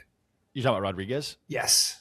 Yeah. I think Jacob Rodriguez and Colton Hood were the 2 steals of the second draft. I like both of those kids. Also, he's not very big. Rodriguez, which that's been something you can kind of get away with in today's league a little bit with like being a linebacker. You can kind of be like a hybrid secondary utility guy. I thought Denzel Boston to the Browns, and I thought them going receiver was really interesting. I kind of like it. For them. I thought that was actually a decent choice because I think those guys will pair well together. I think they're the perfect smaller, quicker slot guy over the middle, bigger contested catch, deep ball guy. It kind of just fits in my Jets brain. And Browns are just like, hey man, let's have fun. I like it. I really let's make the most. I like it too. Another Jets pick, D'Angelo Pons, going at 50. Yeah. I like that. I like that pick. I mean, obviously, you need a corner for the team that didn't have an interception last year. Probably go take a corner at some point.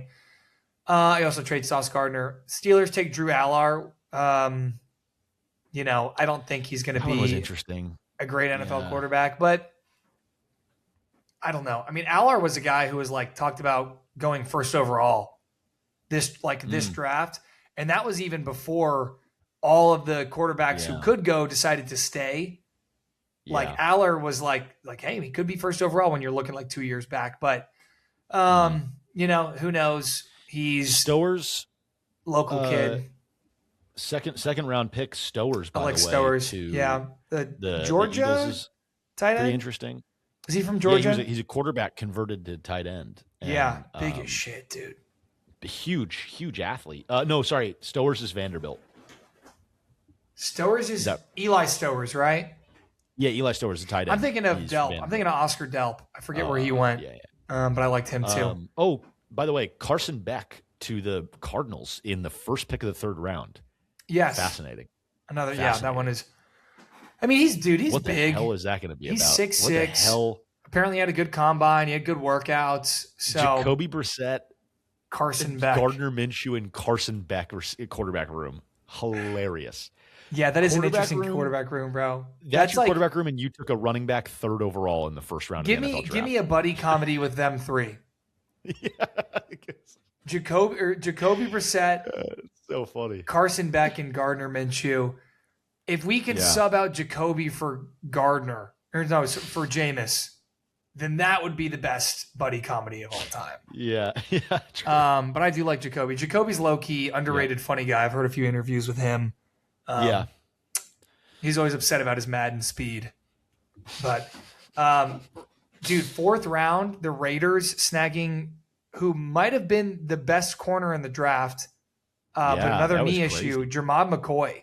Jermod McCoy to 4 is wild. He was the best corner in the draft, but I just think his knee was the big enough issue. But I think he gets to the 4th round. Yeah, you take the risk for sure. Yeah, couple of interesting receiver. This was kind of a deep receiver class. Low-key, no big standout like true like this guy's generational, but just a ton of really solid wide receivers. Do your job receivers. Yeah. And I feel like this class in particular had a lot more receivers go like rounds 2, 3, 4 that like went to places that don't have good receivers. Mm-hmm.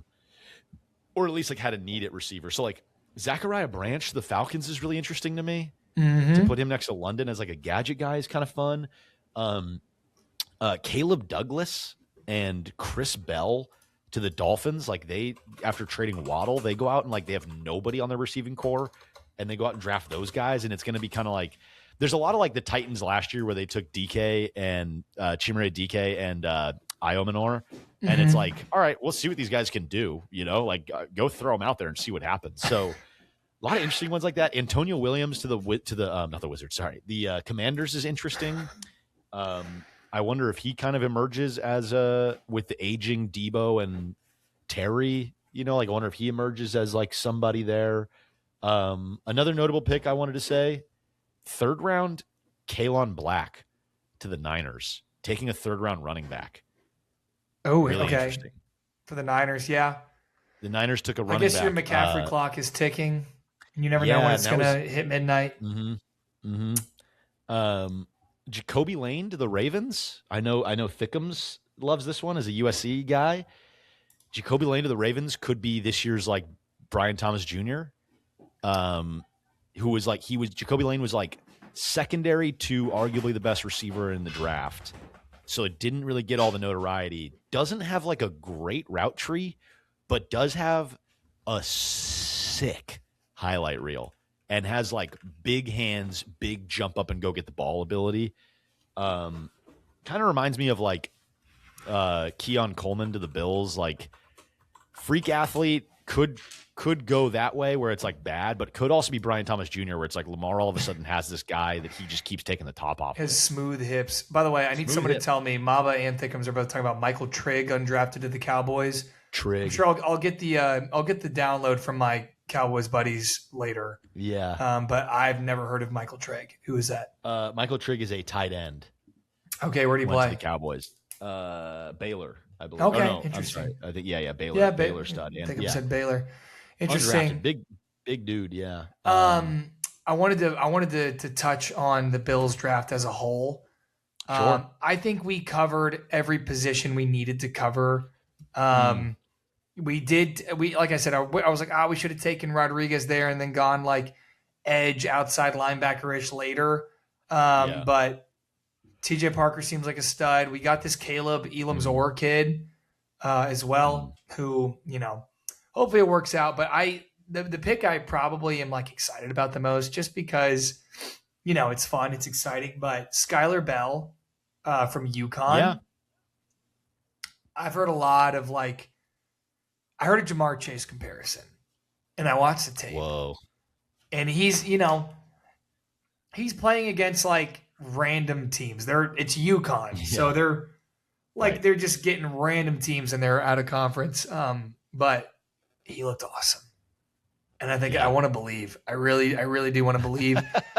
I like the Kilgore pick too, the safety we got. He seems fun. Then we took a punter. Yeah. That's awesome. Whatever. But yeah, it was a meat and potatoes draft for us. Edge, corner. The corner in the 2nd round was a little like it was a little kind of it was questionable to me, but I'm like, that's definitely a position we need depth at, and that's why we lost to the Broncos.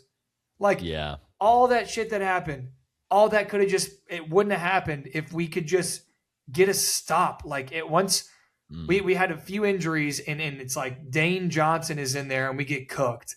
And year before it was freaking Kyer Elam gets cooked by DeAndre Hopkins and the Chiefs. But what are you talking? What are you looking at? chuckling about. I was gonna ask you how you feel about your boy Justin Jolly to the Broncos. Oh, NC State tight end. He's great. He's awesome. Going to a spot where he could get some burn there. Yeah, it's fun. Probably. I'm excited. He's good. I was smiling because I saw an NC State guy, and I was like, "Oh, that would be fun." Oh, I think it's like some sort of bit, and you're trying to find a way to make fun of me or something. I'm like, yeah, cool, good for him. I genuinely was just listening to you, and I saw NC State, and just kind of like I was just kind of laughing because I was like, "Well, that was a sweet little moment." I ruined. Yeah, no, that was me. Just it was more. I was just teasing about like NC State. You must be rooting for him. I just caught an NC State guy, and I was like, yeah. Oh, Nick's gonna like awesome. This. He's fun. He's gonna be like he's kind of like. I'd probably say he's like Walmart version of what's his face that went to the Jets, Sadiq, Kenyon Sadiq. Sure. Like, not really like your traditional NFL tight end, but a freak athlete. He's a great pass catcher. He's fast. He can jump, but definitely doesn't have probably the size that you want on a tight end just in general. But other than that, dude. Yeah, I guess Nicholas Singleton, who was like supposed to be a really highly drafted running back that fell off a little bit for Penn State. Where did he end up going? He went to the Titans. That's right. Like that what pick? Sorry. 165. So round 5. Okay. 5th round. Yeah. Cade Klubnik to the Jets. Who? Cade Klubnik. Another like, hey, this is probably gonna be the number. I think at the start of this season he was mocked as the first overall pick. Yes. Wow. Yeah, and then who's the other? Didn't Nussmeier, whatever. Nussmeier went in the 7th round. He was supposed to. Dude, yeah. People were talking about him being. I mean, I live in Alabama, and the closest NFL team is the Saints. People and of course the closest, big. I mean, Bama's here, but I think LSU is geographically closer than Alabama is. So you get a lot of like LSU fans. People talked about Garrett Nussmeier like he was the second coming of Tom Brady. And I'm like, yeah, he's got arm talent, but he doesn't have a big arm. Went to the Chiefs. Dude, he's never going to – I mean, this is Garrett Nussmeier is Zach Mettenberger 2.0. I don't want to hear anything about Garrett Nussmeier anymore. I knew Saints – I have friends that are Saints fans that are upset that the Saints didn't take Nussmeier at any point because they're like what's his face isn't even the real deal. What's this? I'm totally blanking. Oh my gosh, I cannot believe I'm blanking. Oh my God, right now. So am I. Shuck, Tyler Shuck. Yeah, who's been great. He was great. He was awesome. Yeah, he was awesome. Fantastic when he actually played. And they were like, yeah, dude, like Shuck probably isn't even it. We should have taken Nussmeier. I'm like, you're an idiot. That's classic, like football. Yeah. Dude, in the South, if you're in like the dirty South, like Mississippi, Alabama, Louisiana. People don't watch the NFL, and they will get so upset when the NFL team in their city or near them doesn't take their favorite college player that's from the same area. They're like, well, this is why I can't actually watch the Saints. This is why I can't pull for them because they didn't take Nussmeier. Shut up. You're an idiot. Taylon Green goes to the Browns, another big quarterback. Feels like DTR. You remember him? I was going to say. Yeah, it feels like a project that like most likely will fail, but like got to be cool if it works. He's fun though. He's a big. Yeah. I mean, it just feels like KJ Jefferson. Who I thought he was going to be awesome. I thought he was going to get a chance. We did have a North Dakota State QB taken by the Eagles. Cole Payton in the 5th round. There we go. Sleeper, good pick. Emmett Johnson to the Chiefs. Chiefs like to run a little bit of a little bit of a dual backfield, and they really didn't have anybody. They lost Pacheco and another guy who hit people, but he was good at football. Kareem Hunt. Did he? Kareem Hunt. Did he hit someone? Yeah. Oh, I didn't know that was his thing. I think he got in trouble for like hitting his kids. Which personally, I'm like, hey, if he was spanking his kids in public and this became like a big story. I don't know the details, so I'm not going to say like, he wasn't that bad. But I'm like, hey, right. But no, that was an interesting pick for them, Emmett Johnson to the Chiefs, because he might actually get some burn, him and K9 as like the backfield duo, which is kind of interesting. He's a pretty good prospect. He's all right. Kevin Clement, I like that. Jr. to the Dolphins as well. Dolphins receiver room is just wide open, and they drafted 3 like receivers, and it's just so fascinating to me. I'm trying to think. I think that's it. Katron Allen, who was the other running back for Penn State with Singleton to the Commanders. That one's interesting because I thought they were going to go.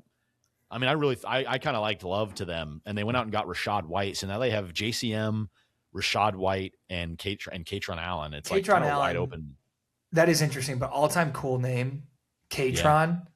Yeah. Like, what are you the first? Are you like they killed Jazz and Transformers, so you're the new Black Transformer, Katron? Right. There we go. By the way, Maba asks about my Buffalo Bills, Dallas Mavericks sports fandom. I'll do this one time only. Maybe I'll do it like once every year. I'll explain why. So, grew up in Dallas, Mavs, Rangers, Stars. I'm all three of those, all in. My dad grew up a Washington Redskins fan, so he instilled a deep hatred for the Cowboys within me. I adopted the Bills when I was in high school, like around like 2013, 2014-ish. It was like Kyle Orton, Tyrod Taylor, Fitzpatrick-ish era. And then 4 years after being a fan, I love Tyrod Taylor. He made me fall in love with the team. I love Tyrod. And we drafted Josh Allen, rest is history. Never called me a bandwagon fan ever. I adopted a 4-win team. So that's it. There it is. There you go. Now you know. Now you've all been learnt. You've all been learned. Almost at 2.5 hours. We gotta call. I know it's a good pod. I haven't had lunch yet. It's a great. I haven't eaten lunch yet either. I'm very hungry. Well, you're looking at dinner, my boy. Yeah, 4:45. Yeah. I think I'm gonna eat soup. I'm gonna go soup now, and then we're gonna go dinner around like 8. Split pea. My dad. So I went to this like Bible study this morning with my dad, and my dad makes a killer split pea soup. Really? Yeah. So what he does is he soaks it. He soaks it in he makes it with ham, and he soaks it in a ham hock, and it absorbs all the flavor, bro. Like it looks like cartoon throw up, and it is so incredibly good. And he dropped me off. I went there this morning, and he's like, "Hey, I got something for you." When I do go, I don't go there always. I have my own thing I like to do, but when I do go, we get breakfast afterwards, and we went to Waffle House. Fantastic little all-star action, like to start the day. And then he also was like, "Oh, I got something for you." Handed me a little Tupperware of his famous split pea soup. Money. So hell yeah, very excited. Well, hey, I'm happy for you. Man. I hope that you enjoy your split pea soup. I hope you enjoy. What do you have? What do you got? I don't even know. I don't know what I'm gonna. I have to go drop off. You just got home. You haven't been home. Yeah, I don't have any groceries right now, so I got to go like drop off a package and then probably just scoop something while I'm out. I got some. I'm gonna make some salmon and like rice and veggies tonight. I'm sure Lauren's just been doing like girl eating, which is just like eating like a bird. I'm just like, oh, here's something. Here's like a small morsel. Yeah. She's been doing a lot of baking recently. She's been making some delicious banana bread. Ooh. And it's been awesome. And she's figuring out how to make like healthy alternative like date brownies. She's like working on a recipe right now. Hell yeah, that's cool. So I've had a lot of that around. That's one of the most attractive things to me, and Liz does this too. This isn't me saying I'm super attracted to your girlfriend. But Liz does it when a woman starts trying to figure out how she can like cook things and meals in a way that's still going to taste good but be better for you. I'm like, so sick. You better calm down. I'm gonna put a ring on it, sweetheart. Yeah, because I like to do that for myself. I like to make healthy meals, so I like to eat healthy, but I don't like figuring out how to do it. Yeah. We've been on a little health grind lately, a little health kick, a little protein in every meal type grind. I gotta lose some weight, man. Dude, I locked in 2 weeks ago, and I've been hitting it. I've been hitting it hard, and I'm going at things with the mindset of like, I think I just need to be better at basketball. I think this is all about at the ripe age of 28. I'm like, I think I need to really lock in and be the best basketball player I could possibly be. 100%. Absolutely. That's right, mentality. I like it. Cool. Yeah. All right. Well, hey, great pod. Good stuff, man. Good stuff. Thank you guys for hanging out for the we had 2.5 hours here. We had a lot of people. We had some first time chatters. I don't know, who's Julie O? I was like, oh, Connor, you're a stand up. First time chatter. I've never seen him. All right. I'm going to pass out. I need to eat. Yeah. So, all right. Goodbye, everyone. Please like and subscribe or fucking whatever. I don't know what we say. Dude, yeah. Whatever. Yeah, whatever, dude. I don't even care. Call it. All right. I don't give a shit. See ya. Hey, everyone. Bye, everyone. I'm going to hold Connor hostage in this podcast because I'm the only one that can turn it off. it. I'll turn off my camera and mic and I'll walk away right now. Just you. I don't care. I'm so tired.